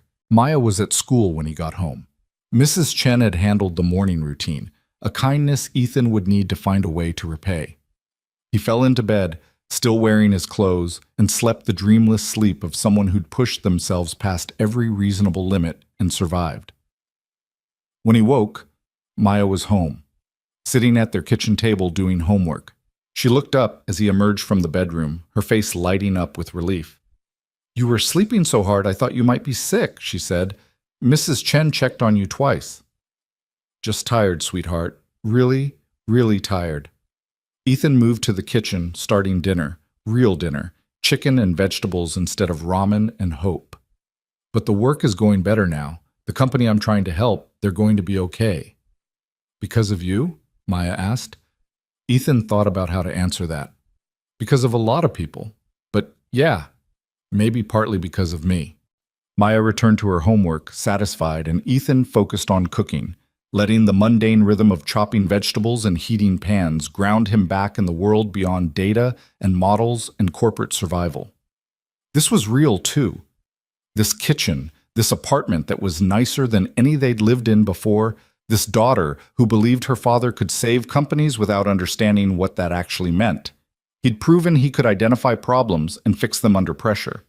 Now he had to prove he could sustain that performance over months instead of days, that the desperate ingenuity born of poverty could translate into consistent excellence in the corporate world. The question wasn't whether he could survive one crisis. It was whether he could build a career out of surviving crisis after crisis, each one a test of whether he truly belonged in the world he'd fought so hard to enter. The answer came sooner than Ethan expected, delivered not as a test but as an ambush. He was 3 weeks into the social connectivity phase of the Stratacorp implementation, working with Emily and James to design features that would encourage users to connect with friends and join workout challenges. The onboarding improvements had stabilized at 67% completion rate, and early retention data showed promising trends. Users who completed the new assessment were staying active at rates matching Ethan's predictions. For the first time since he'd started, the pressure had eased enough that he could breathe without feeling like the walls were closing in. Then Marcus appeared in his office doorway at 7:30 on a Thursday morning, his expression grim in a way that sent ice through Ethan's veins. Conference room A, now, and bring everything you have on the Stratacorp data model. The walk down the hallway felt longer than it should have. Conference room A was where the serious meetings happened, the ones that determined careers and contracts. Through the glass walls, Ethan could see Jennifer Morrison already seated, her posture rigid. David Hutchinson and Christine Park were on the video screen, their faces carrying an anger that was barely controlled. Ethan's hands were steady as he opened the door, but his heart hammered against his ribs with a rhythm that whispered failure, exposure, the end of everything he'd built. "Mr. Cole," David's voice came through the speakers like a blade. "I just received a call from our lead investor. He's reviewed the updated projections we provided based on your retention model. He says the numbers are impossible. He says we're either lying to him or someone lied to us. Which is it?" Ethan set his laptop on the table, buying himself seconds to process. "What specifically does he think is impossible?" "The retention rate improvement," Christine said, her tablet already displaying charts. "You predicted that fixing onboarding would increase 30-day retention from 44% to 61%. The preliminary data shows we're hitting 59%, which is close enough that we reported success to our investors. But our lead investor has a background in statistical analysis. He says the magnitude of improvement is inconsistent with normal user behavior change. He thinks we're manipulating the data or using flawed methodology." The accusation hung in the air like smoke. Ethan felt every eye in the room fixed on him, measuring, weighing, wondering if the outsider who'd saved them once was now the liability that would destroy them completely. "May I see his analysis?" Ethan asked, keeping his voice level despite the adrenaline flooding his system. Christine shared the document. Ethan read quickly, his mind processing the investor's critique with the speed born of 6 years defending his work to skeptical clients. The argument was sophisticated, grounded in legitimate statistical principles. Normal user behavior changes were incremental, the investor argued. A 15-point improvement in retention suggested either a fundamental change in the product, which Stratacorp hadn't implemented, or measurement error that made the improvement appear larger than it actually was. "He's not wrong to be skeptical," Ethan said carefully. "This kind of improvement is unusual, but it's not impossible, and it's not measurement error. It's the result of fixing a fundamental flaw in how we were defining retention in the first place." "Explain," Jennifer said, her tone making it clear his career depended on the explanation being convincing. Ethan connected his laptop to the display system, pulling up the data architecture that had been the foundation of his entire model. The original retention metric measured whether accounts remained active. The new metric measures whether users engage with core features. Those are different questions with different answers. When we fixed onboarding, we didn't just improve the user experience. We changed who completes onboarding in the first place. He showed them the data, the patterns he'd been tracking since implementation began. Users who complete the new assessment self-select for genuine interest. They're telling us their real goals using their own words, which means we're connecting with people who actually want what Stratacorp offers. The users who don't complete it? They were never going to be long-term customers anyway. We're not retaining more users. We're attracting the right users and losing the wrong ones faster. "That sounds like semantic manipulation," David said, but his tone had shifted from anger to uncertainty. "You're saying the improvement is real because you changed the definition of what counts as improvement. I'm saying the improvement is real because we're measuring the thing that actually matters," Ethan countered, Your investor is right that this magnitude of change is unusual, but he's wrong about why. It's not measurement error. It's the result of finally measuring the right thing. Show me his contact information. I'll explain it to him directly. The room fell silent. Ethan could feel the calculation happening behind Jennifer's eyes. Whether defending him to a skeptical investor was worth the risk, whether his track record of success balanced against the possibility that he was wrong and would make the entire firm look foolish. "Set up a call," Jennifer said finally, her decision made. "Today, Mr. Cole will present his methodology to Stratacorp's investor. If the explanation satisfies their concerns, we proceed. If not—" She didn't finish the sentence, but the implication was clear. The call was scheduled for 2 p.m., giving Ethan 6 hours to prepare. He spent them building the most comprehensive defense of his work he'd ever assembled, pulling together every validation test, every cross-check, every piece of evidence that his model wasn't just theoretically sound, but empirically accurate. Emily helped him prepare visualizations that would make the data accessible to someone who knew statistics but didn't live inside Stratacorp's specific numbers. James ran additional validation tests, looking for any weakness the investor might exploit.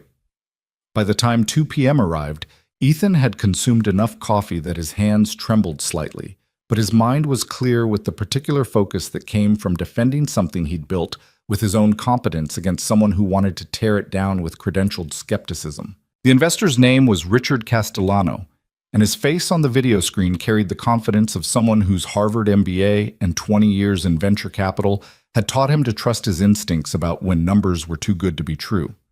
He looked at Ethan the way people had looked at him in a dozen failed interviews, seeing the lack of pedigree, the absence of the right credentials, and making assumptions accordingly. "Mr. Cole," Richard said, his tone professionally courteous but carrying an edge, "I've reviewed your background. You have an impressive track record of freelance work, but you're relatively new to enterprise-scale analytics. I want to understand how you're confident in projections that contradict my experience with user behavior patterns." It was a polite way of saying I think you're wrong, and I'm giving you a chance to prove otherwise before I convince Stratacorp to fire Morrison and Associates and cut their losses. "I appreciate your skepticism," Ethan said, meaning it. "If I were in your position, seeing these numbers without context, I'd be skeptical too. But I'd like to walk you through the methodology so you can identify any flaws in my approach. If you find them, I want to know, because I'd rather be corrected than be confident about something that's wrong." Richard's expression shifted slightly, surprise flickering across his face. "That's a refreshing approach. Most consultants defend their work by attacking the credibility of anyone who questions it." "I'm not most consultants," Ethan replied. "I'm someone who's made enough mistakes to know that being defensive about your work is the fastest way to miss when you're actually wrong. So please, challenge everything. I'll show you my reasoning, and you tell me where it fails." For the next 90 minutes, Ethan walked Richard through the entire model. The original failure that had cost $20 million, the discovery that retention metrics were measuring the wrong thing, the complete rebuild that redefined what success actually meant. He showed the validation tests, the holdout data, the cross-checks against Stratacorp's revenue patterns that proved the model's predictions aligned with business reality. Richard interrupted frequently, asking sharp questions that forced Ethan to defend not just his conclusions, but his underlying assumptions. Why did he think the onboarding completion rate predicted long-term retention? What controlled for seasonal variation in user behavior? How did he account for the possibility that early adopters behaved differently than mainstream users? Ethan answered each question, sometimes admitting uncertainty, sometimes pulling up additional data to support his claims, always treating Richard's skepticism as legitimate inquiry rather than personal attack. The room remained tense throughout, Jennifer and Marcus watching like judges at a trial, David and Christine silent witnesses to whether their company's future would be validated or demolished. Finally, Richard leaned back in his chair, silent for a long moment. Then he did something unexpected. He smiled, brief but genuine. "I'm convinced," he said, "not because your numbers are perfect, but because your methodology is sound and you're honest about its limitations. The improvement is unusual, but your explanation for why it's unusual makes sense. You're not measuring a 15-point improvement in retention. You're measuring the effect of finally knowing which users to retain in the first place." The relief in the room was almost physical. David's shoulders dropped from their rigid tension. Christine closed her eyes briefly, exhaling stress that had been building for weeks. Jennifer's expression didn't change, but something in her posture relaxed fractionally. "There's one more thing," Richard continued, his tone shifting to something more serious. "I'm going to recommend that Stratacorp increase their investment in this recovery plan. Not because the current approach is failing, but because it's succeeding in ways that suggest there's more opportunity here than we initially recognized. But that increased investment comes with increased scrutiny. David, Christine, I want monthly reviews of the implementation data, verified by independent analysis." "Mr. Cole, your model is solid, but we need to make sure it stays solid as Stratacorp scales." "Understood," Ethan said, feeling the weight of that scrutiny settle onto his shoulders alongside everything else he was carrying. The call ended. The conference room remained silent for several seconds, the kind of silence that followed moments when careers either solidified or shattered. "Well," Jennifer said finally, standing, "that could have gone worse. Mr. Cole, next time someone questions your work, perhaps warn me before you offer to defend it to a Harvard MBA with 20 years of experience calling bullshit on consultants." "Would you have let me make the call if I'd asked permission?" Ethan replied. Jennifer's smile was thin but real. "Probably not. Which is why I'm learning not to ask what you're planning and just trust you'll figure it out. Don't make me regret that trust." She left, Marcus following her, and Ethan was alone with the Stratacorp executives still on the screen. David looked 10 years younger than he had at the start of the call. The crushing pressure of potential failure temporarily lifted. "Thank you," David said quietly. "I don't just mean for defending your model. I mean for being willing to have it challenged. A lot of consultants would have taken Richard's questions as an attack and responded defensively. You treated them as legitimate inquiry. That kind of intellectual honesty is rare." "It's survival," Ethan replied. "When you're working alone with no safety net, the only thing keeping you from catastrophic failure is being brutally honest about what you know and what you don't. I can't afford arrogance. It would have destroyed me years ago." Christine tilted her head slightly, studying him through the camera. "You keep saying things like that. I can't afford this or that. Do you realize you're still talking like someone who's broke? You're not anymore. You have resources now, a team, a salary that puts you well above median income, but you still think like someone who's one mistake away from losing everything." Her observation struck deeper than Ethan expected. She was right. Despite the paycheck that cleared every 2 weeks, despite the apartment that was no longer a source of anxiety, despite Maya's growing collection of new clothes and school supplies, some part of him remained locked in survival mode, unable to fully trust that this new reality was stable. "Maybe that's not a bad thing," David said thoughtfully. "The hunger that got him here. The fear that keeps him honest. Stratacorp is one mistake away from losing everything. Having someone leading our recovery who understands that viscerally, not just intellectually, might be exactly what we need." The call ended, and Ethan sat alone in the conference room, staring at the blank screen where Richard Castellanos' face had been. He'd survived another test, proved his work could withstand scrutiny from someone with every credential Ethan lacked. But Christine's words echoed in his mind like a question he couldn't quite answer. When would he stop feeling like an imposter? When would he trust that he belonged here, that this wasn't just luck or timing, but actual competence that deserved its rewards? The answer, he suspected, was never. The fear wasn't going away. It was part of his foundation now, the bedrock his skills were built on. Maybe the goal wasn't to overcome it, but to carry it as ballast, weight that kept him grounded when success might otherwise make him careless. The next month blurred into a rhythm that felt almost sustainable. The social connectivity features launched, encouraging users to invite friends and participate in group challenges. The data showed strong uptake. Users who connected with at least 2 friends within their first month had 81% retention at 3 months, almost exactly what Ethan's model had predicted. The habit formation system came next, introducing adaptive workout plans that adjusted based on user behavior, celebrating small victories, and gently encouraging consistency without becoming nagging. Each implementation brought its own challenges. The social features created unexpected problems when users formed cliques that excluded newcomers, requiring Emily to redesign the friend-finding algorithm to promote inclusivity. The habit formation system initially celebrated achievement so frequently that users became desensitized to positive feedback, forcing James to recalibrate the reward thresholds. But these were normal problems, the kind that came from actually using a product in the messy reality of human behavior rather than the clean theory of models. Stratacorp's user base stabilized, then began growing for the first time in 8 months. The hemorrhaging stopped. Revenue projections shifted from catastrophic decline to cautious optimism. David Hutchinson started sleeping again, according to Christine, who mentioned it on a call with something close to gratitude in her normally sharp voice. Ethan's life developed a new normal, too. He moved Maya to a better school district, one where the teachers knew every student's name and the building didn't have water damage in the hallways. He paid off the credit card debt that had accumulated like sediment during the years of barely scraping by.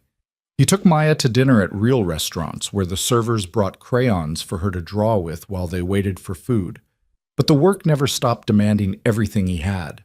Morrison and Associates assigned him a second project, a healthcare technology company whose patient engagement model was failing, and Ethan found himself building yet another system from scratch, learning medical terminology and HIPAA compliance and the peculiar challenges of predicting human behavior when the stakes were health instead of fitness.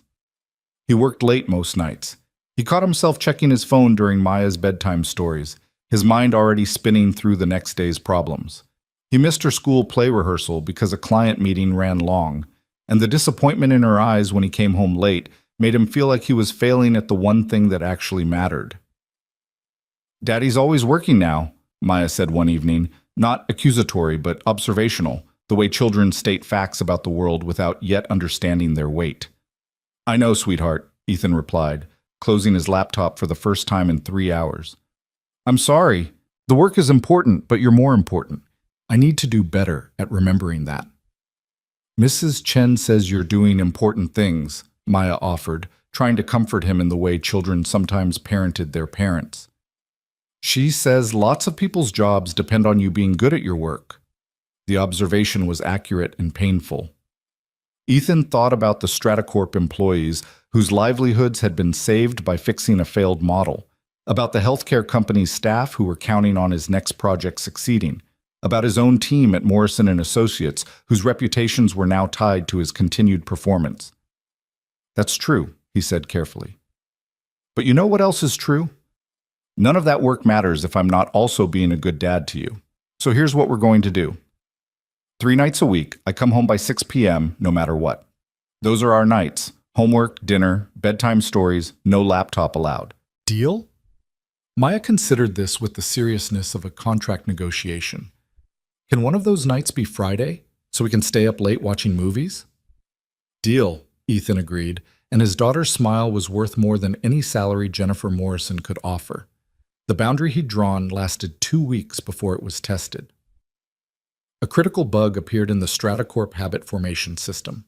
Users who completed workouts weren't receiving achievement notifications, which meant the positive reinforcement mechanism that drove retention was completely broken. The fix required immediate attention, rebuilding part of the notification architecture before the problem cascaded into user frustration and abandonment. It was Friday, 4:30 p.m., and Ethan had promised Maya they'd go home early, make popcorn, watch the animated movie she'd been asking about for weeks.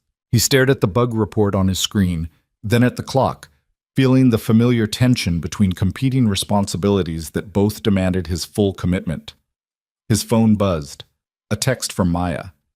"Don't forget movie night. I already picked which movie." Ethan closed his eyes, making the calculation that had defined too much of his daughter's childhood. If he left now, the bug wouldn't get fixed until Monday, which meant 3 days of degraded user experience that would show up in next week's retention data as a decline his model had failed to predict. If he stayed, he'd break his promise to Maya, teach her once again that work came before her, reinforce the pattern he'd sworn to break. He texted back, "On my way home in 15 minutes. Movie night is happening." Then he called James.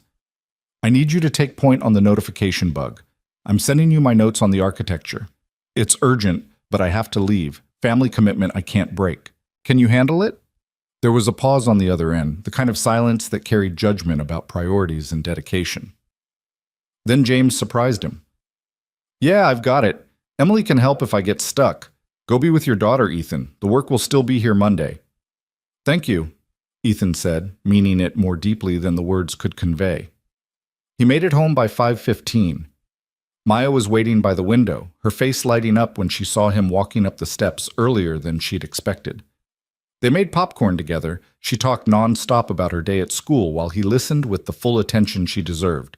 And they watched a movie about a lost robot finding its way home that made Maya cry at the ending. "Why are you smiling?" she asked, wiping her eyes with her sleeve. "It's sad." "I'm smiling because I'm here," Ethan said, pulling her close. "Because I kept my promise. That's worth smiling about, even when the movie is sad." Maya nestled against him, satisfied with this explanation, and Ethan felt something settle in his chest that had been tight for weeks. He couldn't be perfect at this balance. Nobody could. But he could make choices that honored what mattered most, even when those choices cost him professionally. The notification bug was fixed by Monday morning. James had stayed until midnight Friday solving it, and on Monday he passed Ethan in the hallway with a simple nod that acknowledged both the work and the reason Ethan hadn't been there to do it himself. "Family good?" James asked. "Family's good," Ethan confirmed. "Thank you for covering." "That's what teams do," James replied, and kept walking. The small exchange stayed with Ethan throughout the day. For 6 years, he'd worked alone because he'd had no choice, building every solution himself because there was nobody else to share the load. But he wasn't alone anymore. He had colleagues who could carry weight when he couldn't, who understood that professional excellence didn't require personal martyrdom, who measured success by results rather than hours logged. Learning to trust that team felt harder than learning to do the work itself had been. 6 weeks later, Stratacorp hit their target metrics. Retention stabilized at 63%, slightly above Ethan's projections. Monthly active users began growing instead of declining. Revenue trends shifted positive for the first time in a year. The company that had been months from insolvency was now projecting profitability by year-end. The final presentation happened in person this time. Stratacorp's entire executive team flying to Morrison & Associates headquarters for a comprehensive review. Ethan stood at the front of the largest conference room in the building, walking through 12 weeks of implementation data, showing how each intervention had contributed to the overall recovery. David Hutchinson looked like a different person than the exhausted, desperate man who'd first appeared on video screens demanding to know why $20 million had been wasted. His posture was relaxed, his eyes clear, his voice carrying genuine warmth when he spoke. "When Morrison & Associates first pitched us on this recovery plan," David said, "I didn't believe it would work. I thought we were throwing good money after bad, trying one more desperate strategy before admitting defeat. But Mr. Cole didn't just fix our retention model. He taught us how to think about our users differently, how to measure what actually matters, instead of what we wished mattered. Stratacorp isn't just surviving now. We're positioned to thrive. That's worth more than any consulting fee." Christine stood, moving to the display where Ethan's final projections showed Stratacorp's trajectory over the next 2 years. "We'd like to extend the contract," she said, directing her words to Jennifer, but her eyes including Ethan. "Not for crisis management this time, for growth strategy.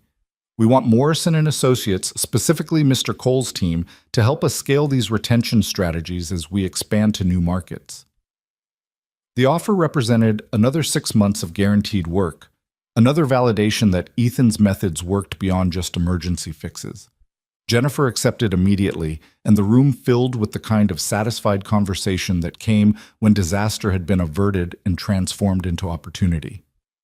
Afterward, as the Stratacorp executives prepared to leave for their flights home, David pulled Ethan aside in the hallway outside the conference room. "I want you to know something," David said quietly. "When this started, I resented you.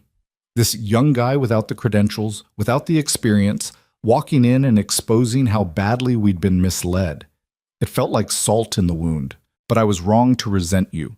You saved my company. You saved jobs, families, futures. I won't forget that." He extended his hand. Ethan shook it, feeling the weight of everything that handshake represented. Not just professional respect, but genuine gratitude. Acknowledgement that his work had mattered in ways that extended far beyond data and models. "Thank you for trusting me," Ethan said. even when you had every reason not to. Thank you for being worth that trust, David replied, and walked away. Ethan stood alone in the hallway, the building around him humming with the machinery of corporate success, and felt something he hadn't allowed himself to feel since this entire journey began. Pride. Not the defensive pride of someone proving skeptics wrong, but the quiet satisfaction of someone who'd done difficult work well, who'd earned his place through competence rather than credentials, who'd transformed desperation into expertise. He belonged here, not because Jennifer Morrison had offered him a job, not because clients praised his work, but because he'd proven to himself that he could carry the weight this world demanded and still remain the person his daughter needed him to be. The test wasn't over. It would never be over. But he was passing it, one choice at a time, one project at a time, one promise kept to a 7-year-old girl who believed her father could do anything. Maybe she was right. The belief carried Ethan through the next 3 months, sustaining him through the grinding work of expanding Stratacorp's retention strategies into new markets and managing the healthcare project that had grown more complex than anyone anticipated. His office had become a second home, the view from 40 floors up, as familiar now as the cramped apartment where Maya slept. He'd learned the rhythms of Morrison and Associates, the unspoken hierarchies, the way decisions flowed through meetings that seemed casual but carried the weight of millions of dollars in contracts. But success had brought a problem Ethan hadn't anticipated: visibility. It started small. A profile in a trade publication about the consultant who'd saved a $20 million disaster with unconventional methods.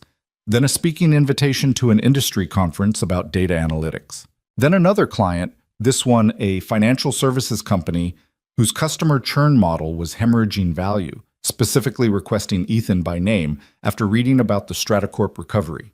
Jennifer called him into her office on a Wednesday morning in late autumn, the city below wrapped in the kind of gray that promised rain. She stood at her window, her silhouette framed against the urban landscape, and Ethan felt the familiar flutter of uncertainty that came before conversations that changed trajectories. "I'm promoting you," Jennifer said without turning. "Senior data analyst to principal consultant, effective immediately.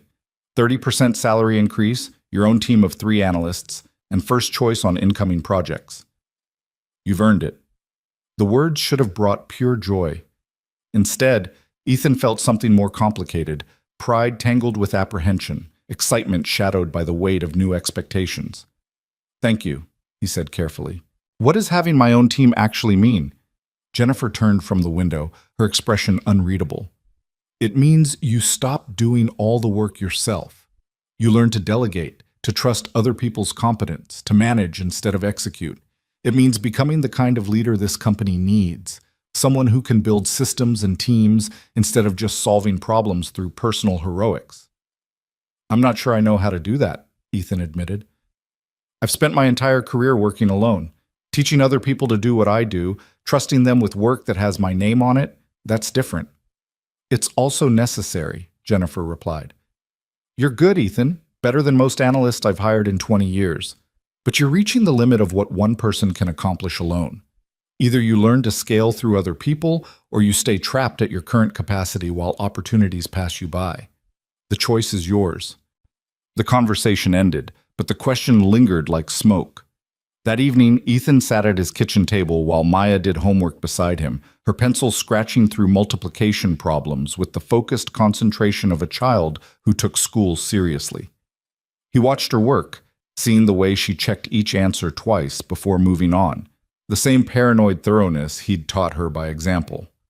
"Daddy, can I ask you something?" Maya said, looking up from her math worksheet. "Always, sweetheart." "Do you like your new job? You seem more tired than before. Mrs. Chen says you're becoming very important at your company, but important people always look tired on TV." The observation landed with unexpected weight. Ethan thought about how to answer honestly without burdening his daughter with complexities she shouldn't have to carry. "I do like my job," he said slowly. "But you're right that I'm tired.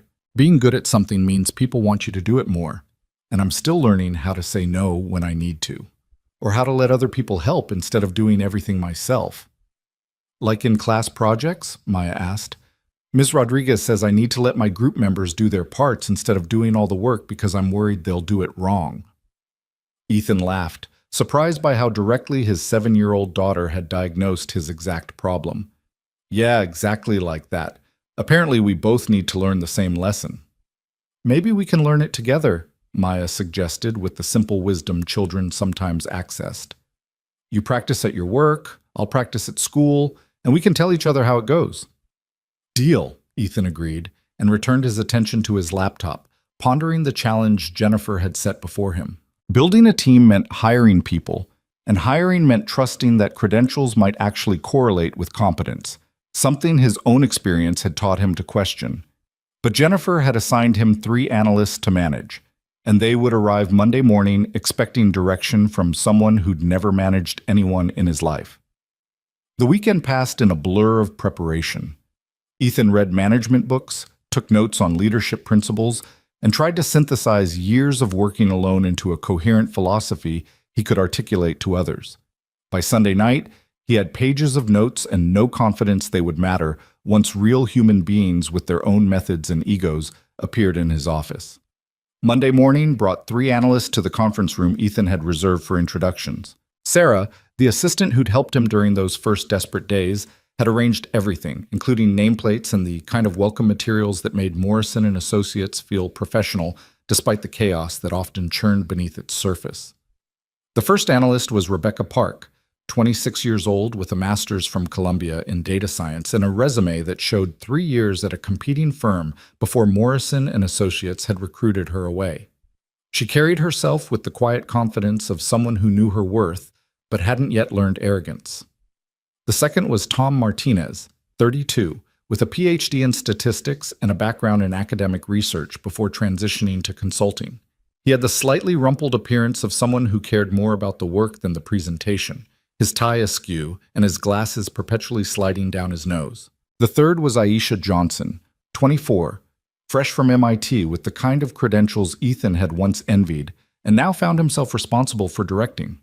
She watched him with undisguised curiosity, clearly aware of his story, the man without a degree who'd fixed a disaster through sheer competence. "Thank you for coming," Ethan began, feeling awkward in a way he never felt when facing data. "I know my background is unconventional for someone leading a team. I don't have the degrees you have, and my path to this position wasn't traditional, but Jennifer believes I can teach you something valuable, and I'm going to trust her judgment even if I'm not entirely sure what that something is yet." Rebecca smiled slightly. "With respect, we know what that something is. You solve problems everyone else says are impossible. You question assumptions nobody else thinks to question. You produce results under pressure that would break most people. That's worth learning from, degree or not.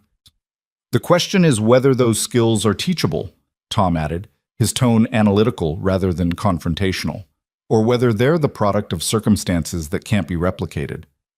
You developed your methods out of necessity, working alone with no safety net.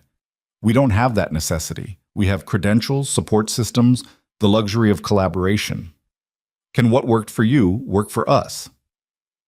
It was exactly the right question, the kind of intellectual honesty Ethan had built his career on.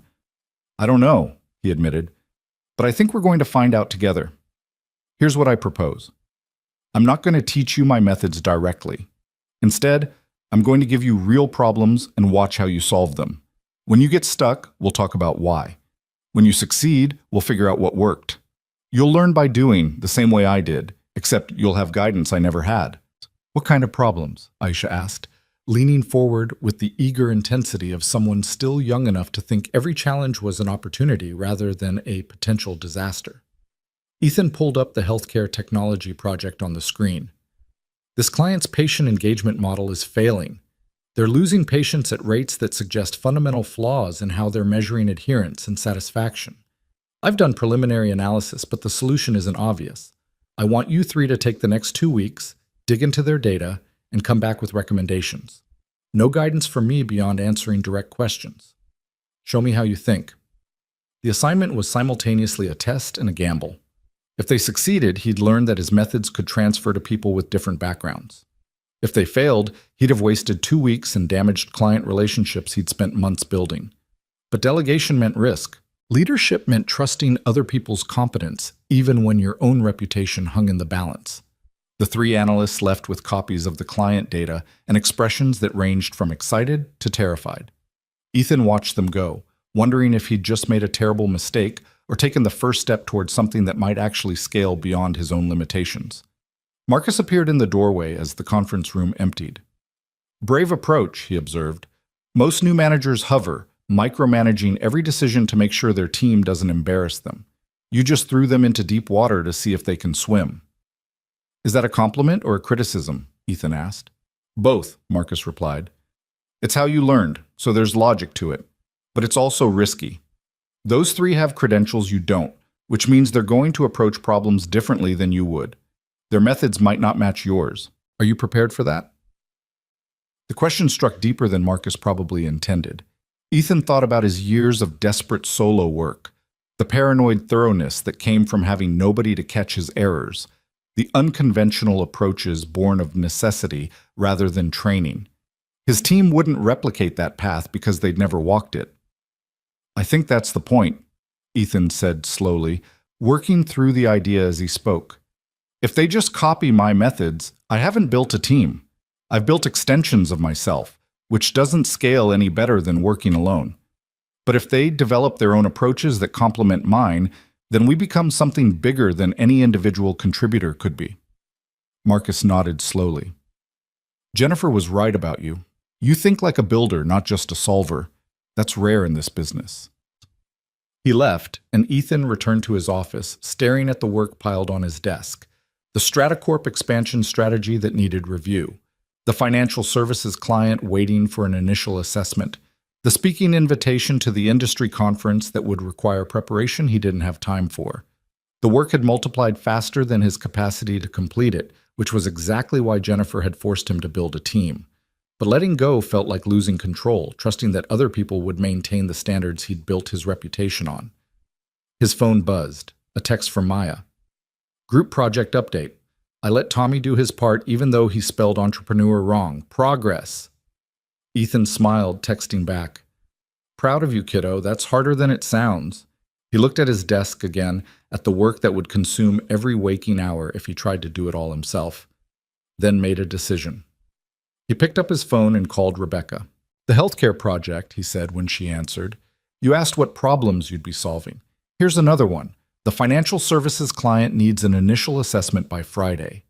I'm sending you their data. Tell me what you see, what questions you'd ask, how you'd approach the problem. Don't worry about being right. Just show me how you think." There was a pause on the other end. Then Rebecca's voice came back, steady despite the obvious pressure. "I'll have something for you by Wednesday." "Thursday is fine," Ethan said. "Quality matters more than speed. Take the time you need."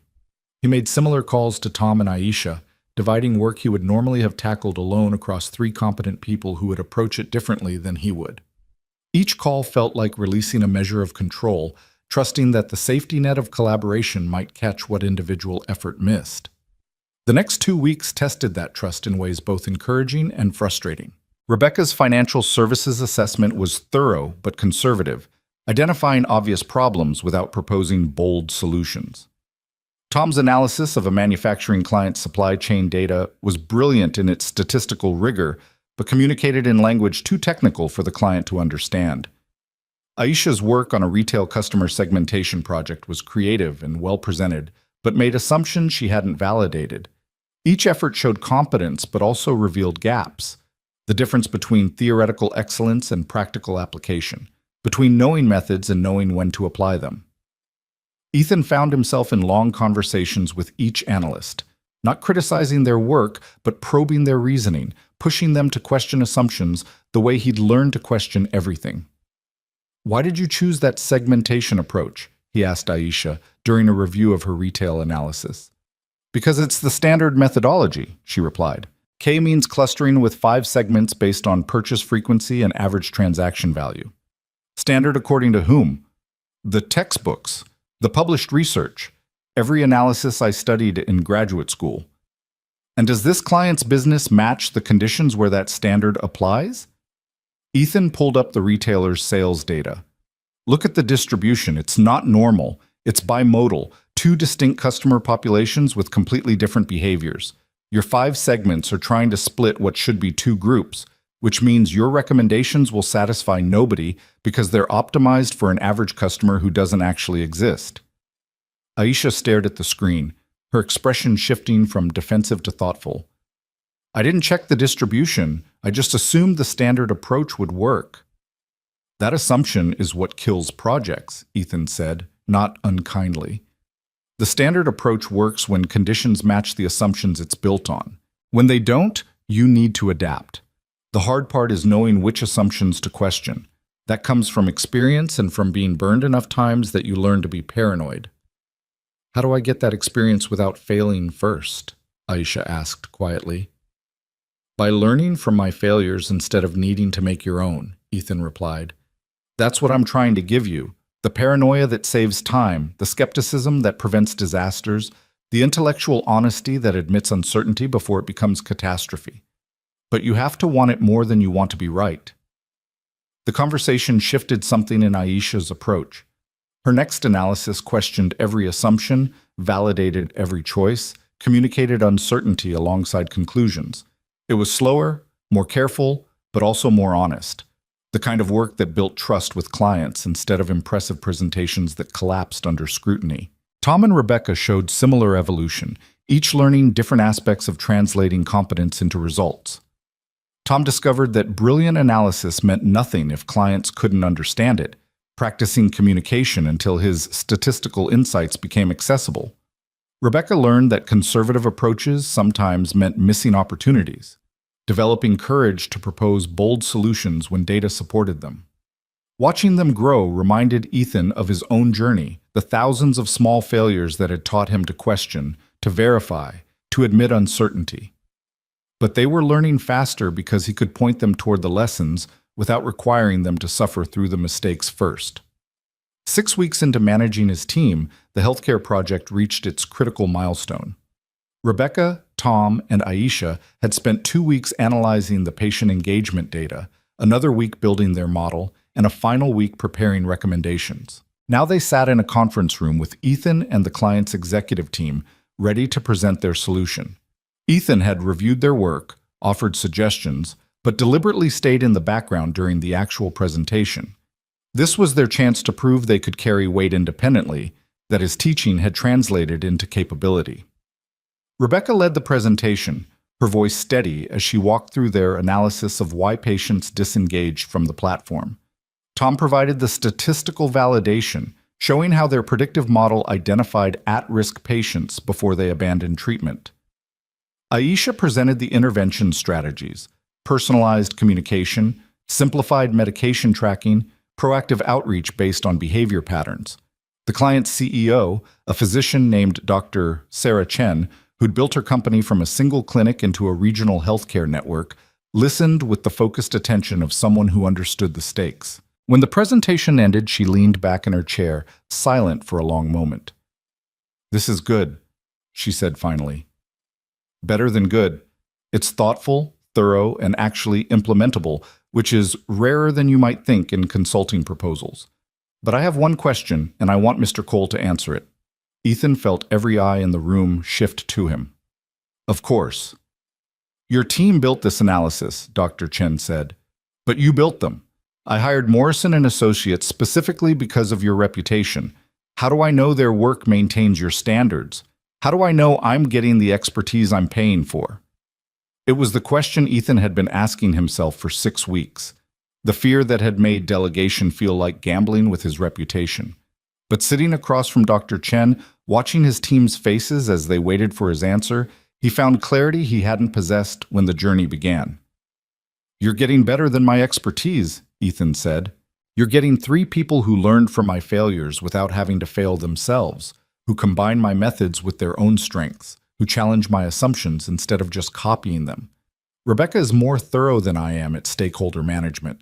Tom's statistical rigor exceeds mine. Aisha's creativity produces solutions I wouldn't have conceived. Together, they're building something more robust than I could deliver alone." "So you trust their work?" Dr. Chen pressed. "I trust their work because I've watched them earn that trust," Ethan replied. "Not through credentials or promises, but through demonstrating they can question assumptions, validate their reasoning, and admit uncertainty when they encounter it. That's the foundation of competence. The rest is just details. Dr. Chen studied him for another moment, then smiled. Then we have a contract. Let's get started. The meeting ended with handshakes and the kind of satisfied conversation that came from successful negotiations. As the client team departed, Rebecca turned to Ethan, her expression carrying something that looked like gratitude. "Thank you for trusting us with this," she said, "for not hovering, not micromanaging, not treating us like we needed constant supervision. You gave us room to succeed or fail on our own merits." "You earned the room," Ethan replied, "and you succeeded. That's what matters." Walking back to his office later, passing through the Morrison & Associates floor, where analysts worked at their desks and phones rang with the constant machinery of corporate success, Ethan felt something settle that had been unsettled since Jennifer's promotion. He'd learned to delegate not by forcing himself to let go, but by building a team worthy of trust and then recognizing they'd earned it. The fear hadn't disappeared. It never would. But it had transformed from paralyzing doubt into productive caution, the kind that kept standards high without demanding he carry every burden personally. That evening, he made it home by 5:30, keeping his promise to Maya for their designated night together. They cooked dinner side by side. She told him stories about school, with the elaborate detail children brought to everyday events, and they played a board game that Maya won through a combination of luck and strategic thinking that made Ethan laugh. "You're smiling more lately," Maya observed as they cleaned up the game pieces. "Even when you're tired. Did something good happen at work?" "Yeah," Ethan said, pulling her into a hug. "I learned that I don't have to do everything myself, that it's okay to trust other people to help carry the weight. That's a pretty big lesson for someone who spent a long time believing he had to do everything alone." "Like my group projects," Maya said, pleased to have predicted this wisdom. "See? School teaches important stuff." "School teaches very important stuff," Ethan agreed, and sent her to get ready for bed while he cleaned the kitchen. His phone buzzed as he was washing dishes. A text from Jennifer. "Board meeting tomorrow, 9 a.m. Prepare to present the Stratacorp case study. Partnership track discussion to follow."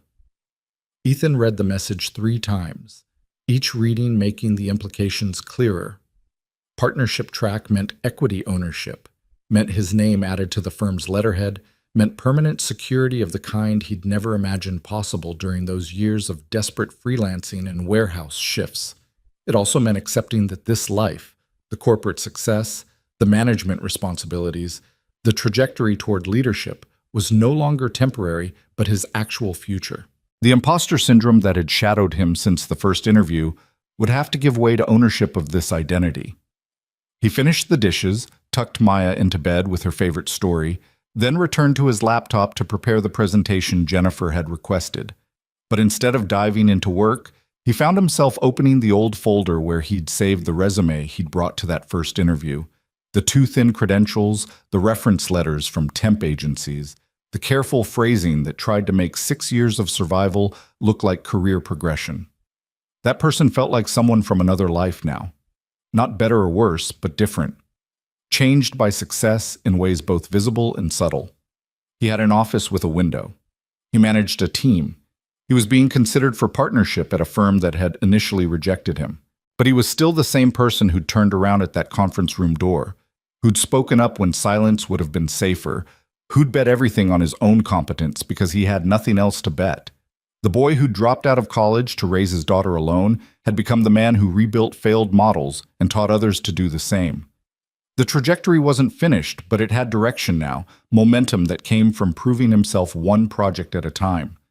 Ethan closed the laptop and went to check on Maya one final time. She slept peacefully, her stuffed unicorn clutched against her chest, her face carrying the absolute trust of childhood that believed her father could do anything. He watched her sleep, thinking about the board meeting tomorrow, the partnership discussion that would either solidify his future or reveal it as temporary success. Then he thought about what Dr. Chen had asked, "How do I know I'm getting the expertise I'm paying for?" The answer was results, not credentials, not background, not the pedigree that elite institutions provided. Just results, delivered consistently, with intellectual honesty and the courage to admit uncertainty before it became catastrophe. Ethan had built his career on that foundation. Tomorrow he'd defend it in front of the board, making the case that someone without traditional qualifications could nevertheless lead, could build teams, could deliver value that justified partnership. The presentation would matter. But the work he'd already done mattered more. He'd proven himself not once, but repeatedly, transforming the desperate competence of poverty into the sustained excellence that corporations valued. Whether the board recognized that or not, Ethan knew his worth now. That knowledge, earned through years of struggle and months of success, was its own kind of security, portable, undeniable, independent of any single job or title. He returned to his own room, set his alarm for early, and slept the deep sleep of someone who'd carried impossible weight and discovered he was strong enough to bear it. The board meeting happened in the kind of room that spoke of corporate power. Mahogany table, leather chairs, walls lined with awards and framed achievements. Ethan presented the Stratacorp case study, walking 12 board members through the disaster he'd inherited and the recovery he'd orchestrated. He spoke about methods, about intellectual honesty, about the importance of questioning assumptions before they became catastrophes. The questions came sharp and probing, board members testing whether his success was reproducible or lucky, whether his unconventional background was asset or liability, whether Morrison and Associates should bet its future on someone who'd never taken the traditional path.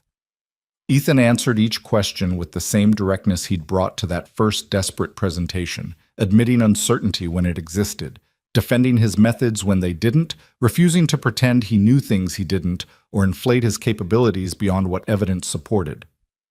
Finally, the board chair, a woman in her 60s who'd built 3 successful companies and now lent her expertise to Morrison and Associates' direction, leaned forward. "Mr. Cole, you've demonstrated competence. That's not in question. What we're trying to understand is whether you can lead at the scale partnership requires. Managing 3 analysts is one thing. Growing that to 10, to 20, to becoming a pillar of this firm's expertise, that's different. What makes you think you can do that?" The question was fair, probing the difference between individual excellence and institutional leadership. Ethan thought about how to answer honestly without undermining his case. "I don't know if I can," he admitted. "A year ago, I didn't know if I could fix Stratacorp's model. 6 months ago, I didn't know if I could manage a team. 3 months ago, I didn't know if my methods could transfer to people with different backgrounds. Every challenge I've faced here started with uncertainty about whether I was capable. But I've learned that uncertainty doesn't disqualify me. It makes me careful. It makes me honest. It makes me question assumptions instead of coasting on confidence. Those qualities scale better than pedigree does." The room fell silent. Board members exchanged glances, some skeptical, others thoughtful. Then Jennifer spoke for the first time since the meeting began. "I brought Ethan into this firm because he fixed a disaster my credentialed analysts created. He's proven that hunger and intellectual honesty sometimes matter more than traditional qualifications. If we're serious about valuing results over pedigree, about competence over credentials, then partnership isn't just appropriate, it's essential. We either believe in the principles we claim to hold, or we don't." The board chair nodded slowly. "Motion to advance Mr. Cole to partnership track, with formal review in 12 months. All in favor?" Hands rose around the table. Not unanimous. 2 members abstained, their skepticism evident, but enough to carry the vote. "Welcome to partnership track, Mr. Cole," the chair said. "Don't make us regret this." "I won't," Ethan replied, and meant it with everything he had. The rest of the day blurred into congratulations and administrative details, partnership agreements to review, equity percentages to discuss, the machinery of making success official. But the moment that mattered most came that evening, when Ethan got home early enough to have dinner with Maya. "Guess what?" he said as they set the table together. "You got promoted again?" Maya guessed, showing an understanding of her father's career that came from months of watching his trajectory. "Sort of. They're making me a partner. It means I own part of the company now. It means we're going to be okay, permanently, not just for now, but for the future." Maya processed this with the seriousness she brought to important topics. "Does that mean you can stop being scared we won't have enough money?" The question struck Ethan's heart. He'd thought he'd hidden that fear from her, but children saw more than adults realized. They absorbed the anxiety that colored household conversations, the tension that lingered after difficult months, the worry that shadowed even improved circumstances. "Yeah," he said, kneeling to her eye level. "It means I can stop being scared about that. We're safe now, Maya. The struggling is over. We can just live our lives without constantly worrying." "Good," Maya said simply. "Because you're a lot more fun when you're not scared." She hugged him, her small arms tight around his neck, and Ethan held his daughter while the reality of what he'd accomplished finally felt real. Not the job, not the partnership, not the salary that had transformed their circumstances, but the fundamental security that let a 7-year-old girl just be a child without absorbing her father's fear. They ate dinner together, ordinary and perfect. They played games afterward, watched TV, maintained the routine that had become their new normal. When Maya was asleep, Ethan sat on their apartment's small balcony, looking out over the city that had once felt impossibly large and indifferent to his struggles. Somewhere in that urban sprawl were people like he'd been, broke, desperate, brilliant in ways no resume could capture, trying to break into worlds that didn't want them. Some would make it, most wouldn't. The difference often came down to luck as much as competence, to being in the right conference room when disaster struck, to having the courage to turn around instead of walking away. Ethan had gotten lucky. He knew that. But he'd also earned the luck by being ready when opportunity appeared, by doing desperate work so well that competence couldn't be denied, by refusing to pretend he knew things he didn't or inflate his capabilities beyond what evidence supported. The journey from that first rejected interview to partnership had taken 8 months. It had required sacrifice, exhaustion, doubt, and the constant grinding pressure of proving himself to people who judged him insufficient before he spoke. But it had also revealed something Ethan hadn't known about himself, that he was strong enough to carry impossible weight, smart enough to learn from every failure, and honest enough to admit uncertainty without letting it paralyze him. Those qualities would serve him in partnership the same way they'd served him in poverty. The stakes were higher now, the responsibilities greater, but the fundamental approach remained unchanged. Question assumptions, validate reasoning, admit uncertainty, deliver results. He went inside, passing Maya's room where she slept peacefully, and sat at his laptop one final time. There was always more work, always another project waiting, always the next challenge to prove himself worthy of the position he'd earned. But for tonight, he let the work wait. He pulled up photos from the zoo trip months ago, scrolling through images of Maya laughing beside the penguin habitat, her joy uncontaminated by the fear that had shadowed too much of her childhood. This was what he'd fought for, not the partnership or the salary or the office with his name on the door, but this, his daughter's laughter, free from anxiety, supported by security he'd built through competence the world had tried to tell him wasn't enough. Ethan Cole closed the laptop, turned off the lights, and went to bed in an apartment he could afford in a life he'd earned, knowing that tomorrow would bring new challenges, but also new capacity to meet them.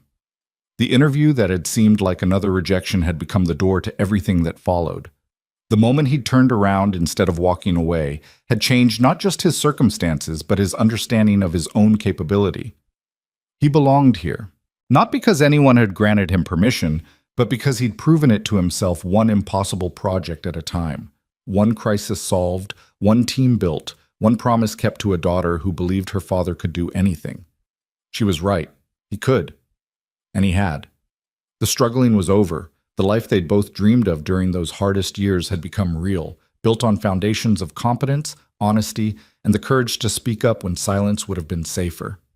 Ethan slept peacefully that night, knowing that whatever challenges tomorrow brought, he was ready to face them, not as an imposter pretending to belong, but as someone who'd earned his place through the only currency that ultimately mattered.